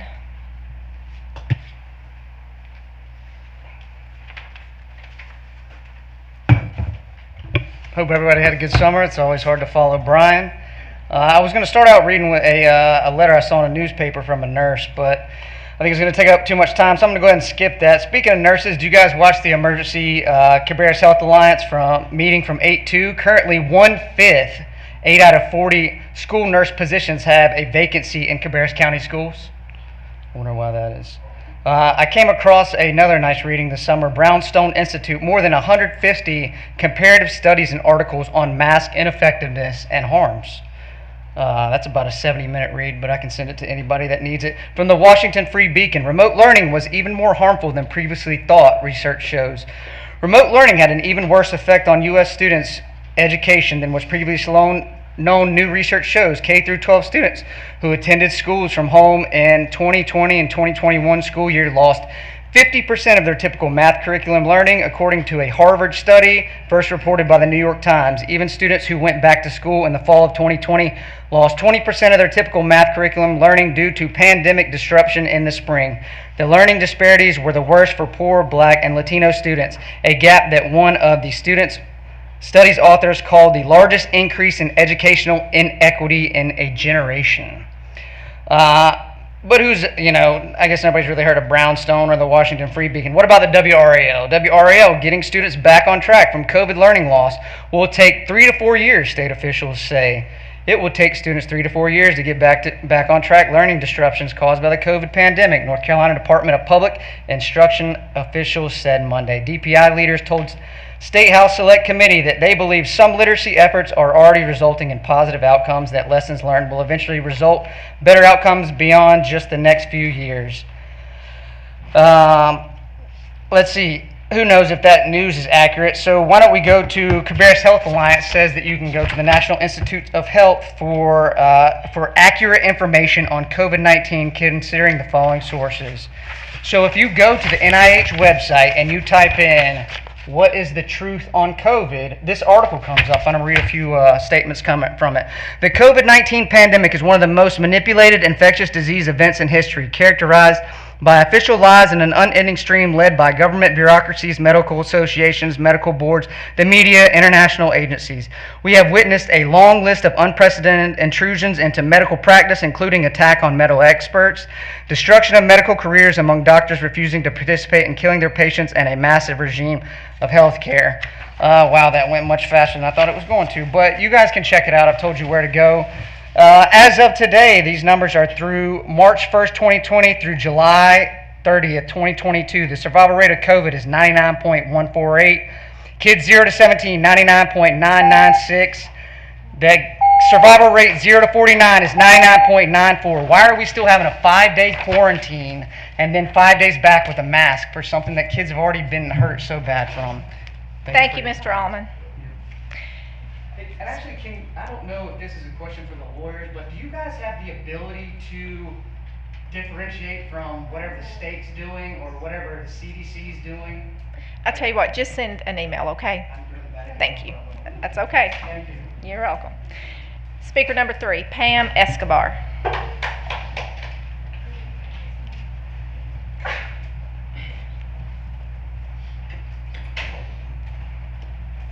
Good evening. Good evening. I'm Pam Escobar. I have 2 daughters in Cabarrus County Schools. Miss Escobar, will you key up, please? It is keyed up. No. Present. There you go. There you go. Now it's keyed up? It is. I apologize. All right. Good evening. I'm Pam Escobar. I have 2 daughters in Cabarrus County Schools. I'm a mama bear and I'm running for school board. Let's talk about transparency and the board's vote tonight on policies 3200 and 3210. Policies regarding selection of instructional materials and parental inspection and objection to instructional materials. The word transparency has been used throughout this process to revamp 2 existing policies. Transparency is operating in a way that is easy for others to see. It implies openness, communication, and accountability. There were 3 public meetings of the Literature and Supplemental Materials Committee, 3 meetings where no materials were reviewed or discussed. The name of the committee should tell what it does. This is not transparent. There were 3 public members of the committee that were hand-picked. There was no open process. There was no application process. People who requested to join were never answered. This is not transparent. Who were these public members? Well, one was a neighbor of a school board member, and another was asked to join even though she was contacting the board about safety concerns not related to books. At the first literature committee meeting, someone asked, "Are there books in question?" And the answer shared with those at the meeting, "No, this is not transparency." Last week at your work session, a board member said there was a specific book and it was described as pornographic and filth. The Literature and Supplemental Materials Committee spent 3 meetings reviewing 2 policies and didn't even explain the motivation for forming the committee. This is not transparent. There are supposed to be 2 public readings of a policy prior to a vote, but the board is being asked to skip the second read and make the newly created form active in schools on the first day of school. Let's be clear, this is not transparency. The majority of the school district is on summer break right now. Families are worried about caring for their kids while they go to work, not about what's happening in committee meetings. But 34 individuals came together and wrote you an email regarding their concerns. You should listen to them. Make sure you understand their concerns. If we got here because of one book, then 34 residents in Cabarrus County should be heard. That's transparency. As a parent, I've been frustrated by the lack of true transparency of the board. You spent months and staff hours revamping policies for one book. What about the dozens of exceptional children department positions that are still unfilled, and how Lancaster County and Union County are offering EC teacher bonuses? What happens to EC students if you don't fill those critical teacher positions? What's the student-teacher ratio? What's their safety and learning going to be like? Spend your time focused on our kids. Students will all be back on August 29th. Do you have enough bus drivers? Do you have enough teachers? What is it like on the ground? Be transparent, and that's what's really Thank you for being here tonight, okay? I'm sorry. No, I'm sorry. Speaker number 4, Ellen Ivers.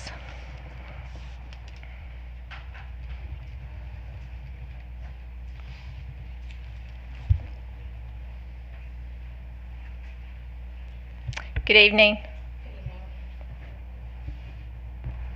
Great.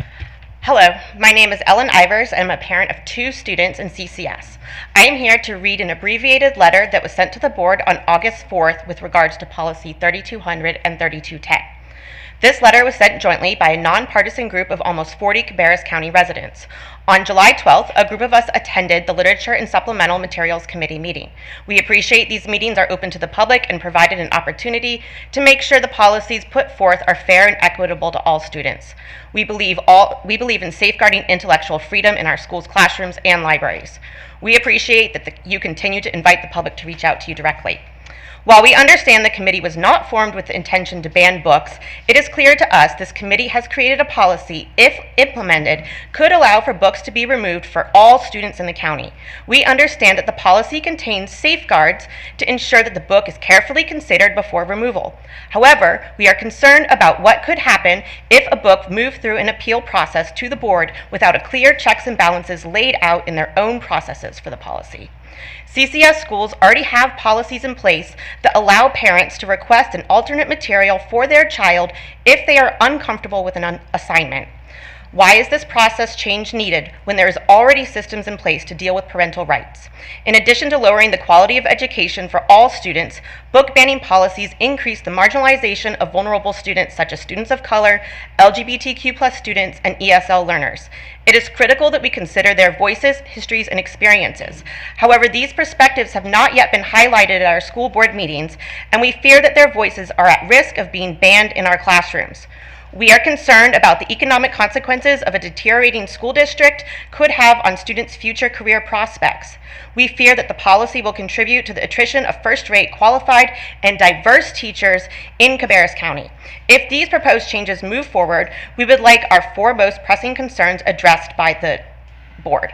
1, how was the Literature and Supplemental Committee formed? What was the selection criteria? Was there an application process? Who invited the current community members to serve on the committee? What was the process to ensure members with varying viewpoints and demographic backgrounds were included in the group? 2, what would the process be for requesting a reinstatement of a banned book or material? Will there be a form and a review similar to the one proposed in 3210? 3, Who will be selected to serve on school board committees charged with reviewing book objections? What guidelines will be used to ensure those committees are reflective of the CCS student population? How can we assure that members are trained in diversity and inclusion? Will CCS provide a comprehensive and easy access to list of books removed from circulation at any school to promote transparency? Utilizing a request for public information creates a burdensome barrier and is a waste of resources for the district and its citizens. We look forward to hearing the discussion in this meeting, and we are available to discuss afterwards as well. Thank you. Thank you for being here tonight. Okay, board members, we are now going to move to our action agenda. I'm sorry, hang on one second. We are going to move to 9.01 consent agenda. May I have a motion that the consent agenda be approved as presented? So moved. I have a motion by Ms. Adcock. Second. A second by Mr. Furr. All those in favor say aye. Aye. Opposed? I'm sure you do. Hearing none, that motion passes unanimously. Now we will move to our action agenda 10.01. We will begin with our school nutrition program meal prices, and we will have Mrs. Stephanie Allman back to the podium.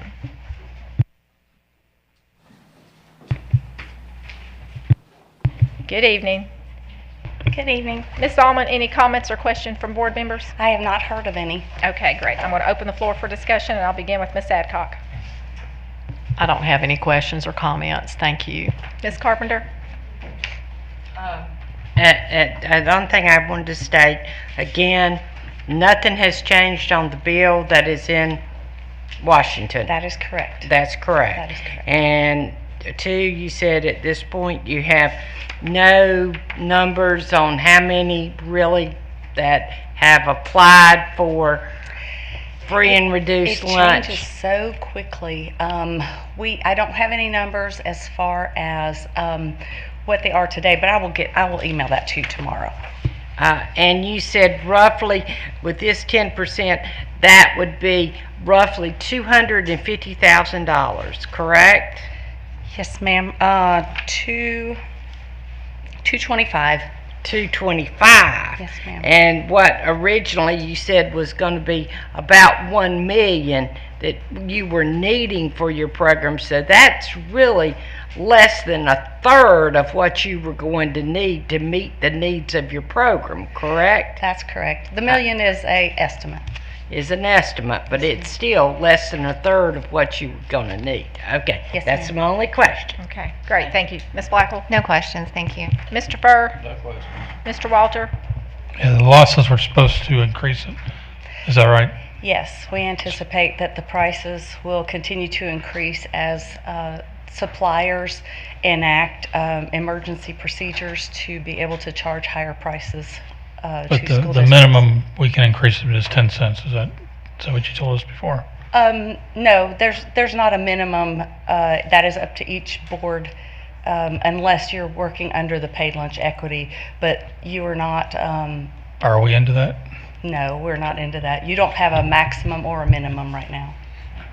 So Stephanie, just to be clear though, based on the Health and Hungry Free Kids Act, I may be saying that wrong or not in front of me, but as long as there's a gap if a gap between the federal price and our price exists, the minimum you are to raise your funds is a dime, and that's only if there's a gap. We right now have a 25-cent gap, but if I'm correct, the federal government is giving us a waiver that we do not have to increase this year if we choose not to. That's correct. But under most situations, call each year that there is no waiver. That's So correct. the recommendation would be a dime, and you would raise a dime as long as there's a gap. At And minimum, right now we yes. have a 25-cent gap, if I'm correct, if I remember the numbers correctly. Yes, I believe so. So I just want to be clear on that the waiver's in play, that we do not have to raise it. Our recommendation is 10 cents because if there was no waiver, we'd be raising it anyway because of the Yes. gap that exists. So I just want to be clear on that. Well, that was the proposal a couple months ago, is significantly more than 10. Yeah, 10 then cents. that's correct, Mr. Walter. And based on some of the suggestions that you had given us, one was percentage increases. Steph and I went back and looked at various different scenarios, and based on all the conversation you had proposed at that meeting, that's what kind of drove us to where we are now. But what I want to be clear about is you do not have to increase because the federal government has given you the waiver under the Health and Hungry Free Kids Act. But we still have a 25-cent gap between what the average weighted price is between the $3.275. Am I correct in saying that correctly? Yes. So the recommendation for us is if this was a normal year and there was no waiver, you'd be raising 10 cents. So we were just saying to make up some of the anticipated debt that we're going to have because of all the various circumstances we've talked about in a couple of months. The 10-cent increase, we're just saying in normal circumstances you would raise it 10 cents. That's our recommendation. You can see the percent increases. We put those there to give the board an idea what the percentages would be if it was a 10-cent increase based on some of the discussion and recommendations you had proposed. Right, which is less than 10%. Correct, and that's based again on some of the recommendations you had shot at us a couple months back. So this is the final thing that we have here. Am I saying that correct, Stephanie? Yes. Thank you. That's all. I just want to make sure I was clear on that. So it puts a dent, as Carolyn says, a small dent into the anticipated shortfall we'll have by the end of the year, all things the same with the prices as high as they are. That would be correct. Okay, thank you. Ms. Sandage? Sounds like call your Congress and ask them to do what they need to absolutely. do. But I don't have any questions. Okay, hearing none. May I have a motion that the school nutrition program meal prices be approved as presented? So moved. Have a motion by Ms. Adcock. I will second it. All those in favor say aye. Aye. Opposed? No. No. Okay, that is a 5-2 with Ms. Carpenter and Ms. Blackwell as a no. Thank you, Ms. Allman. Thank you. Madam Chair. Yes. What I would just like to say is I think it's very important, and I think parents will do it now, is to write their congressman and everything. With the way times are right now, I think they need to have those letters, and I think, and that's what I'm saying. If they will write them to give the waiver for one more year, I think it's very important. And this is one reason that I have voted no, because I think we're waiting for that waiver to come through, and times are very, very tough right now. And I think their chances of them asking for that, and also because of the way current conditions are right now, I think it's very important. I think they're more likely to do that. And since this waiver has no action has happened on it, I think there's a good chance it could. Thank you Ms. very Carpenter, much. thank you for your comments. And, I know there's not a board member up here that doesn't agree with that, but time is of the essence. School's getting ready to start, and we actually have to take action. So we would love for them to do that, and I know that we all agree with that. But for tonight, we've got to get this moving. So thank you, and thank you for your comments. Thank you, Ms. Allman. I'm sorry, I had one thing too. Okay. So just so we all understand, there is a waiver in place right now, so we don't necessarily have to collect money, but we do because there is a foreseeable gap at some point that we want to make sure that we are covered in. Do I understand that correctly? You have everything correct except the part about collecting money. We still have to collect money. The only thing that the waiver applies to is that there's not a mandated requirement of a certain amount you have to raise it by, but you still have to collect money. I just wanted the clarity. Thank you. Yes, ma'am. Thank you. Okay, 10.02, approval of policy 6220, operation of school nutrition services, and we will have Ms. Sue Burns back to the podium. Good evening. Good evening. Any comments or questions, Ms. Burns, from board members? No. Okay, I will begin discussion with Ms. Sandage. I don't have any. Thanks. Mr. Walter? In light of our previous conversation, I am uncomfortable with the clause of reporting families to Child Department Services if they don't pay their lunch or the school bill, lunch bill, I guess, or breakfast bill or whatever, school nutrition bill. So with that clause in it, I'm not comfortable approving this. Mr. Farr? Ms. Blackwell?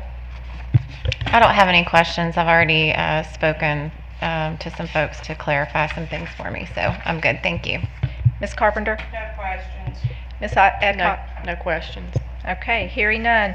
May I have a motion that the policy 6220, operation of school nutrition services be approved as presented. So moved. Have a motion by Ms. Adcock. Second by Mr. Furr. All those in favor say aye. Aye. Opposed? No. No. So I have a no by Mr. Walter, Ms. Sandage, and Ms. Blackwell. Is that correct? So that motion passes 4-3. I'm sorry? No, I'll say no also. I changed mine, no. Okay. Ms. Carpenter, you didn't key up. No. Okay, I'm going to do that with a show of the hands. A motion by Ms. Adcock. I seconded it. All those in favor, raise your right hand. That's 3, so that means that motion fails with Ms. Carpenter, Ms. Blackwell, Ms. Sandage, and Mr. Walter as a no.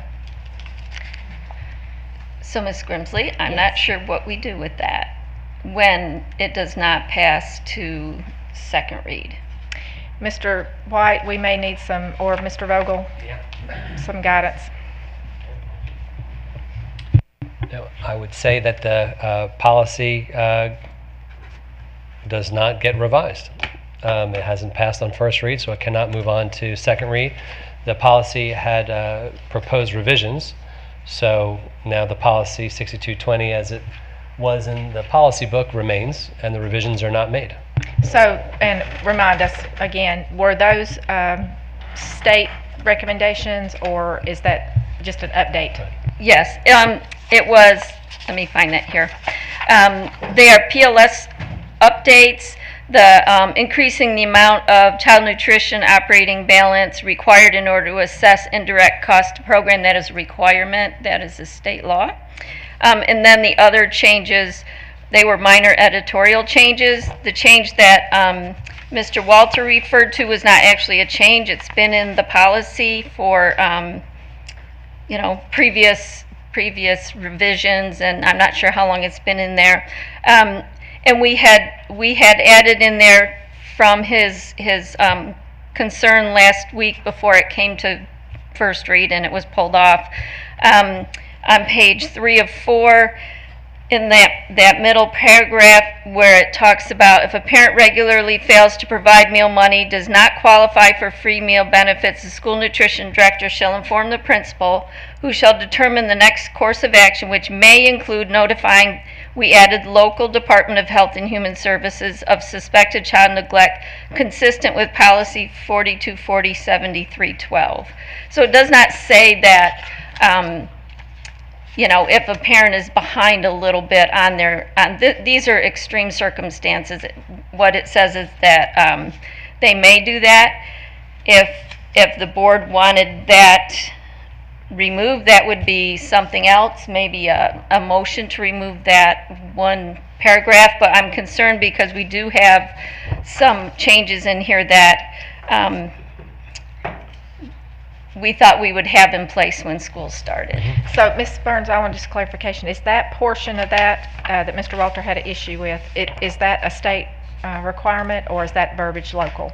That is an optional phrase.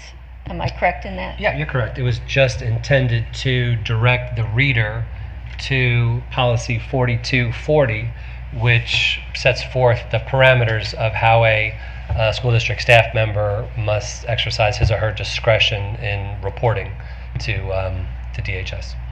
But it is not a requirement to have that in there. Okay. And is there, in your opinion, since this is your expertise, do you feel like that is necessary, and would that removal satisfy the board members that voted against this?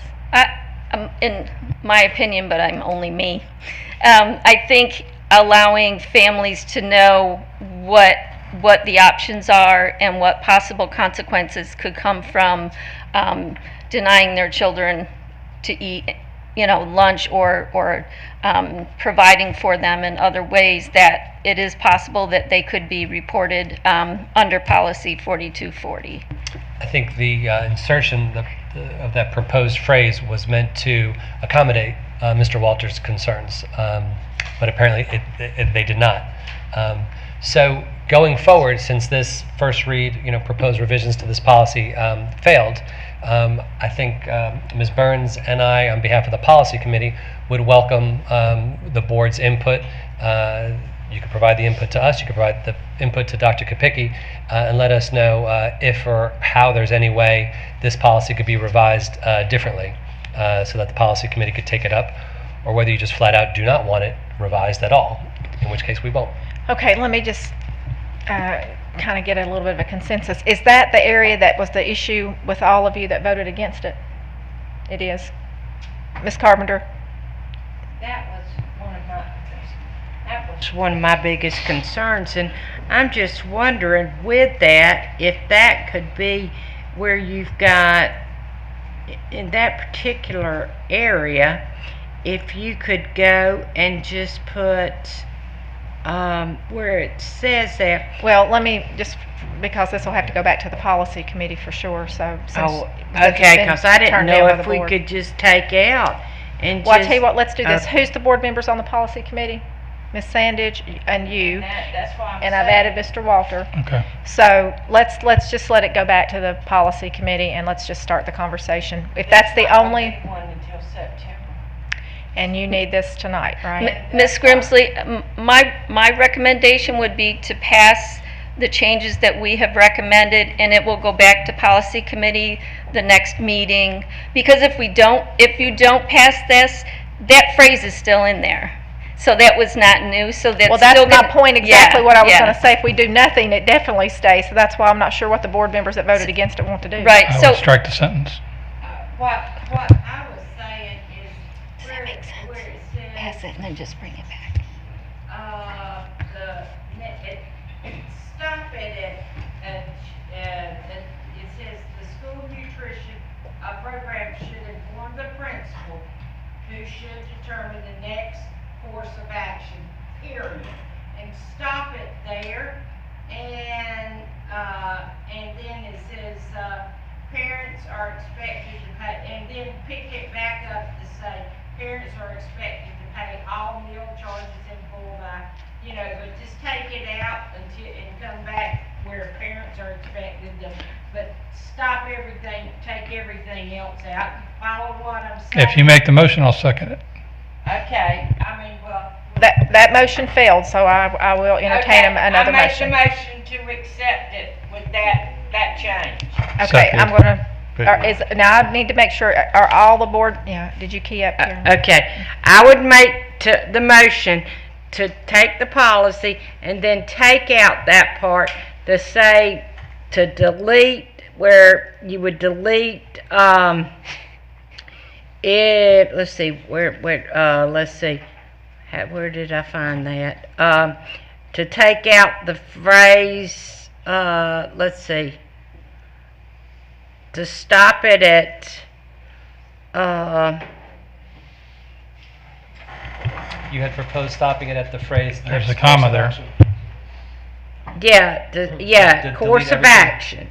Delete everything in the sentence after next course of action. Yeah, and then pick it back up at parents, but take all that other stuff out. And you've seconded, okay? So, Mr.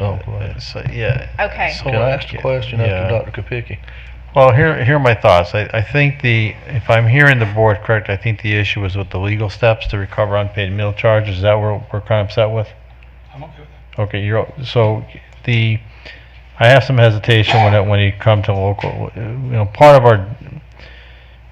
are you okay with keeping, which may include, I would keep everything in there, and if you want to end at where it says 7312, put period, and then eliminate and or taking legal steps to recover the unpaid meal charges. Are you okay with deleting that and you leaving the rest in? Or take legal steps to recover all the unpaid balances. That's my point. Yeah. So what I'm saying is, if you hear me out, and Mr. Vogel, give me some legal guidance on this. By no means are we trying to embarrass or hurt anybody here, like in terms of going after parents. So the legal part I understand. I would keep, if a parent regularly fails to provide meal money and does not qualify for free meal benefits, the school nutrition program director shall inform the principal, who shall determine the next course of action, which may include notifying the local Department of Health and Human Services of suspected child neglect consistent with policy 4240-7312, period. Because we're already mandated reporters anyway, so that's what we're doing now. That's consistent with what we do. It's consistent with policy 4240. Eliminate and or taking legal steps to recover the unpaid meal charges.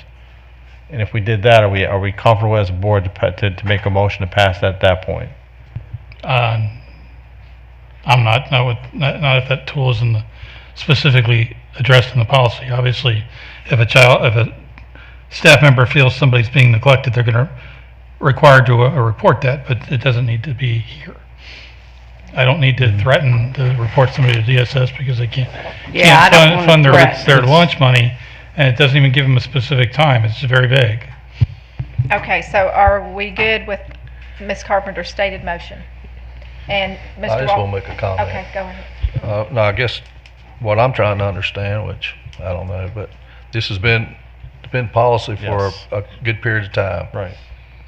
I'm sure no one's ever been turned over to social services because every one of us that's got kids or grandkids, we get emails or requests from schools to pay unfunded or to pay the school cafeteria debt at Christmas and at the end of the year. So it's always taken care of. So here again, I don't know why we've been discussing this for 20 minutes when we've been doing it for quite some time, but so we've never I should expect it. So, and I don't need you to explain nothing to me. If it says, what I want to point, it also says may include, and I think you want to give your administrators every benefit to protect the child. It says may. It doesn't say we're going to, and I mean, I don't see the harm here if it's consistent. I'm ready to vote 40. Yeah, just because something's been in a policy for forever doesn't mean it's right. So I'm not At the arguing. end of the day, and I think that's what the discussion is about. Right. And these policies are pages long. People are not going to be able to see every single item on a page, and that's why we have a policy committee to get it right. So what I'm saying is we're already mandated reporters. So there is no need to specify that we're going to report somebody, especially in hard times right now. So I would be comfortable if that's taken out.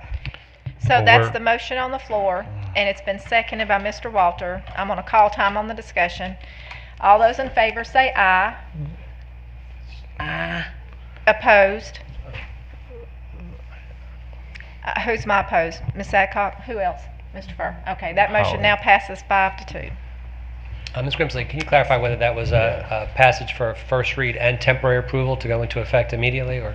That was not added in your verbiage, but are you okay with adding that? That way we Okay. can get it Yes. for school. Are you year. good for That's adding what that? I'm trying to do, to Okay. get it, excuse me, that's so we can get it in for this school year, which I feel was So you're good with important. adding the temporary approval to your motion? Yeah, temporary Mr. approval, Walter, are you yes. okay with the second on that? Yes.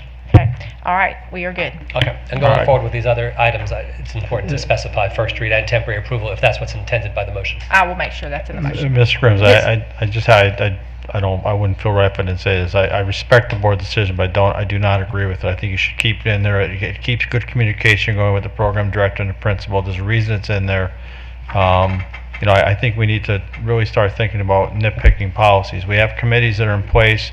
They're coming here. They're making recommendations. We're getting to meetings and we're nitpicking lines. It's not the most effective way to do things. Again, I respect the board, but I do not agree with this decision. And I think that we need to start be thinking a little more carefully about pulling lines out of things. These are put in there also to protect children. Now you remove that, again, we're saying okay, they're lengthy and they're long, which they are.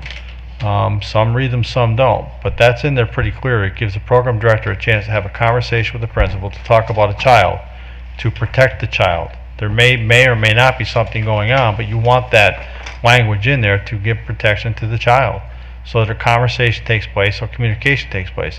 Now you take it out, you're saying it doesn't have to occur.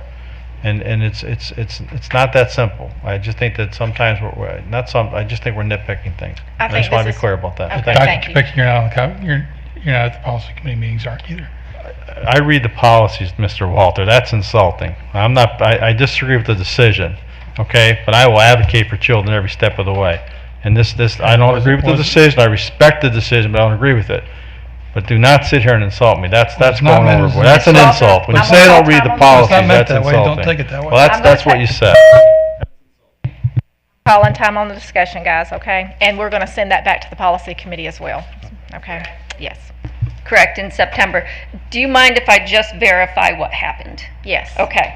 So, I don't want to make changes that you all didn't agree on Actually, here. we highlighted on the, actually on the screen, so. Okay. Yeah. Okay, then we're fine. It was highlighted, Okay. so you should be. I'll go roughly- back and look at You that just, then. right, and All I'm right. sure Sarah has got it as well, so, and so does Mr. Vogel. Are you okay, Ms. Burns? Yeah, I'm fine. Okay, okay. I totally understand that. Okay. All right, so let's move to 10.03, which is the approval of policy 3200, selection of instructional materials. Ms. Burns, any comments or questions from board members? No, ma'am, I've not gotten any. Okay. Open up the floor for discussion. I'll begin with Ms. Adcock. Comments or questions?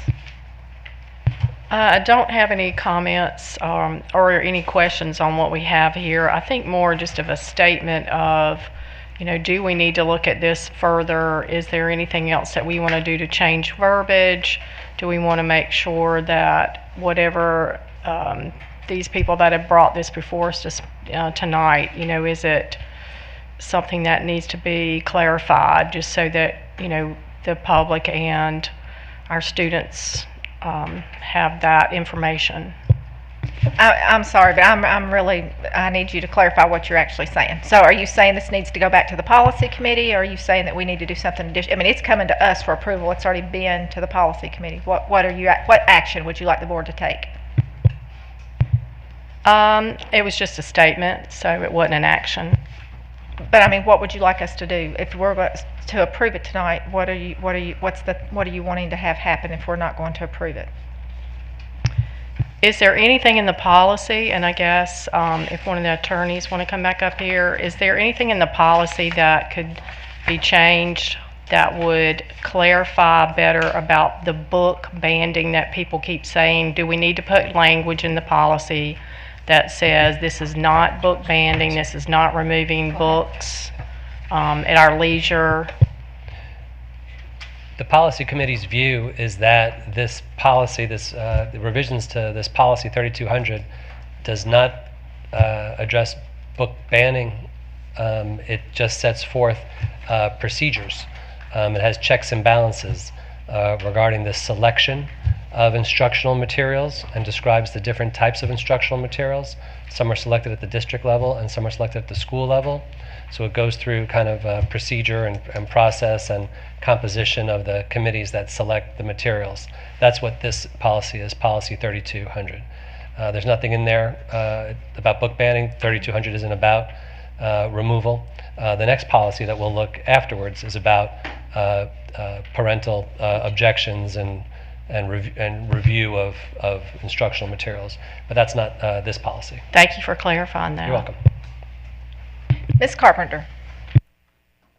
Okay, he said the next one because that would be the one where we would maybe need to add if... Right, but let's not Oh, confuse okay, the viewing okay. audience. I think that's what's happening here. We're addressing this one, okay? So if we're going to do... Great. It's getting a little convoluted. All right, so anything on this policy that you have any comments or questions? No. Okay, Ms. Blackwell. No. Mr. Furr. No. Mr. Walter. I think we've discussed it. Ms. Sandage. None. Okay, hearing none, may I have a motion that policy 3200, selection of instructional materials, be approved as presented? So moved. And I also need that in that motion authorizing temporary approval. And I would also like to authorize temporary approval. Thank you. Thank Motion you. by Ms. Blackwell. Second by Mr. Furr. So what's the purpose of temporary approval again is what? So they can do it now since school's going to be starting, and we'll not meet until September after school's already started. May I add that this does not stop the second read. So it's temporary approval and then pending the rest of the process. So it'll still go to second read in So September. if it gets changed again, what happens? How does that work? I don't believe it would be up for change. It would be Well, this it can be. policy. It's not permanent until it's second read, is that correct? Right. What I'm saying is, the policy as presented to you, that you all are voting to move to first read with temporary approval, goes on the agenda for September for second read. Okay, so Jonathan, explain what happens if it changes on second read. If the board proposes to change it on second read, Uh-huh. it could vote to change it on second read. But this version of it would go into effect immediately, but would not be permanent unless and until the board approves the policy on second read next month. Okay, so it's possible the policy gets changed Yeah. prior to being adopted for the second time? Yes. So, Mr. Walter, what changes are you thinking about? I'm not saying any changes. I'm waiting, obviously, people have a right to submit stuff to us that we may not have seen. But at this point, it is what it is. Right, you're understanding that tonight. You're understanding I that understand tonight. right now, if we approve this and this is approved, this is implemented right now. But it still This is a comes new to us policy again in that comes. September. You understand that? Yes, for Okay, second read. good, okay. For finalization, correct. Yeah. Ms. Sandage, Well, I'm sorry. any comments or questions? No, Okay. All right. So let's start this again. May I have a motion that the policy 3200, selection of instructional materials, be approved as presented with the temporary approval? Motion made by Ms. Blackwell, second made by Mr. Furr. All those in favor say aye. Aye. Opposed? Hearing none, you have a unanimous. Thank you. Okay, moving to 10.04, approval of policy 3210, parental inspection and objectives to instructional materials. We will keep Mrs. Burns. Any comments or questions from board members? No, I've not had any. Okay, and we'll begin with Ms. Sandage. I don't have any comments or questions. What we discussed earlier and our attorney comments will be what I'll be suggesting, but no comments other. My turn. Jay, I did have a question. Last page, paragraph under F. What is that? Explain to me what that means again. The paragraph under F. Where it says books and other instructional materials. Yes, sir.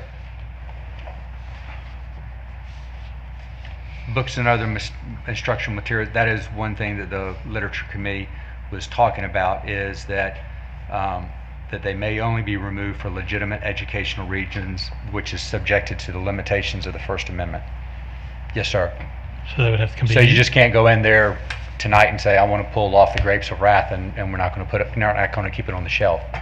So they'd have to come to you to figure out what was a First Amendment I'm issue? sorry, I didn't hear that. Would they have to come to you to figure out if it's a First Amendment issue, or is Yes, well, yes, they would be contacting me.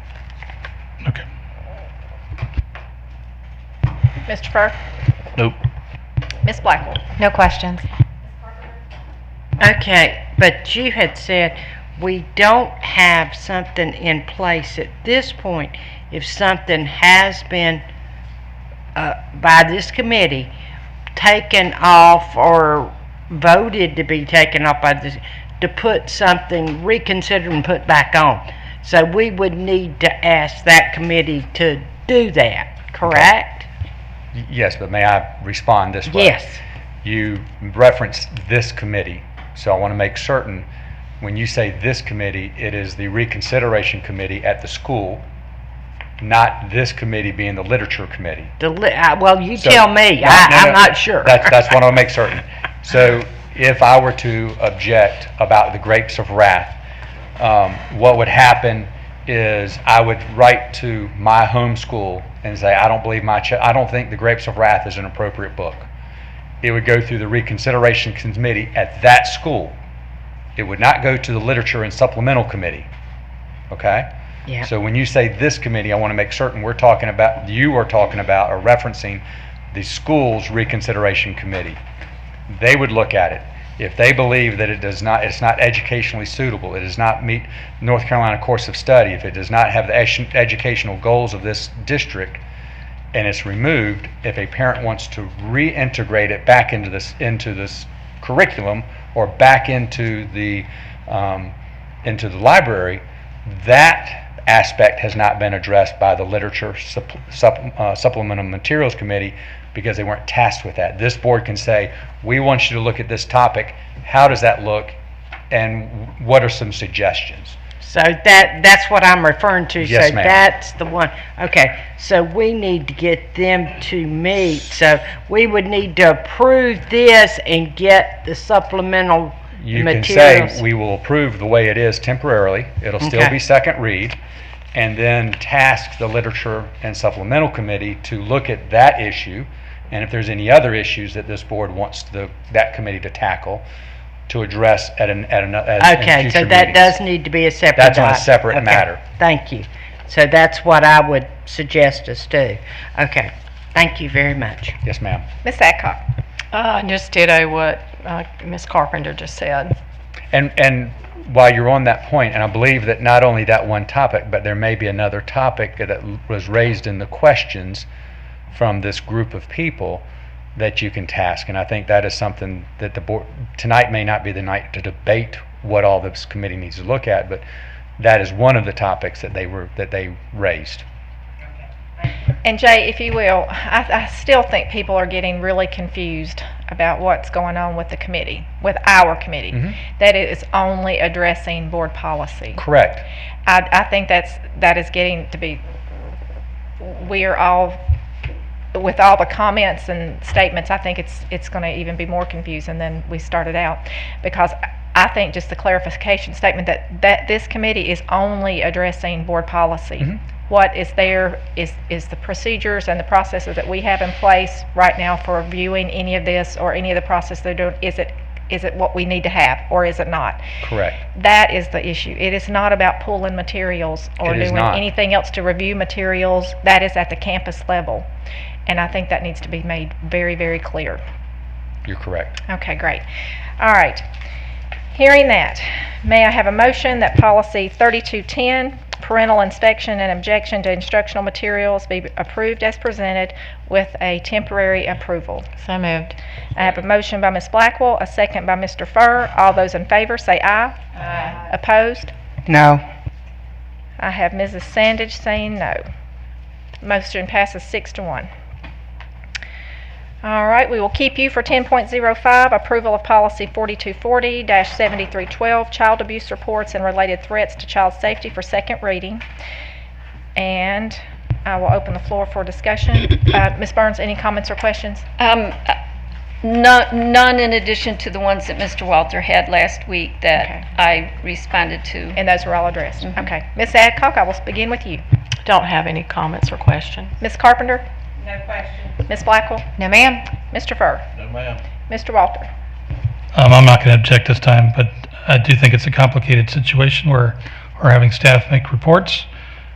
There's things that they have to know as far as almost legalese. So I think it's complicated, and that all the assistance we can provide folks is important, but it does say the superintendent shall develop any necessary procedures for making a report or otherwise implementing this policy, so I will stick with that. Ms. Sandage? None. Hearing none, no more comments or questions, may I have a motion that policy 4240-7312, child abuse reports and related threats to child safety, be approved as presented? So moved. Second. I have a motion by Ms. Sandage, a second by Ms. Blackwell. All those in favor say aye. Aye. Opposed? Hearing none, you have a unanimous. Thank you.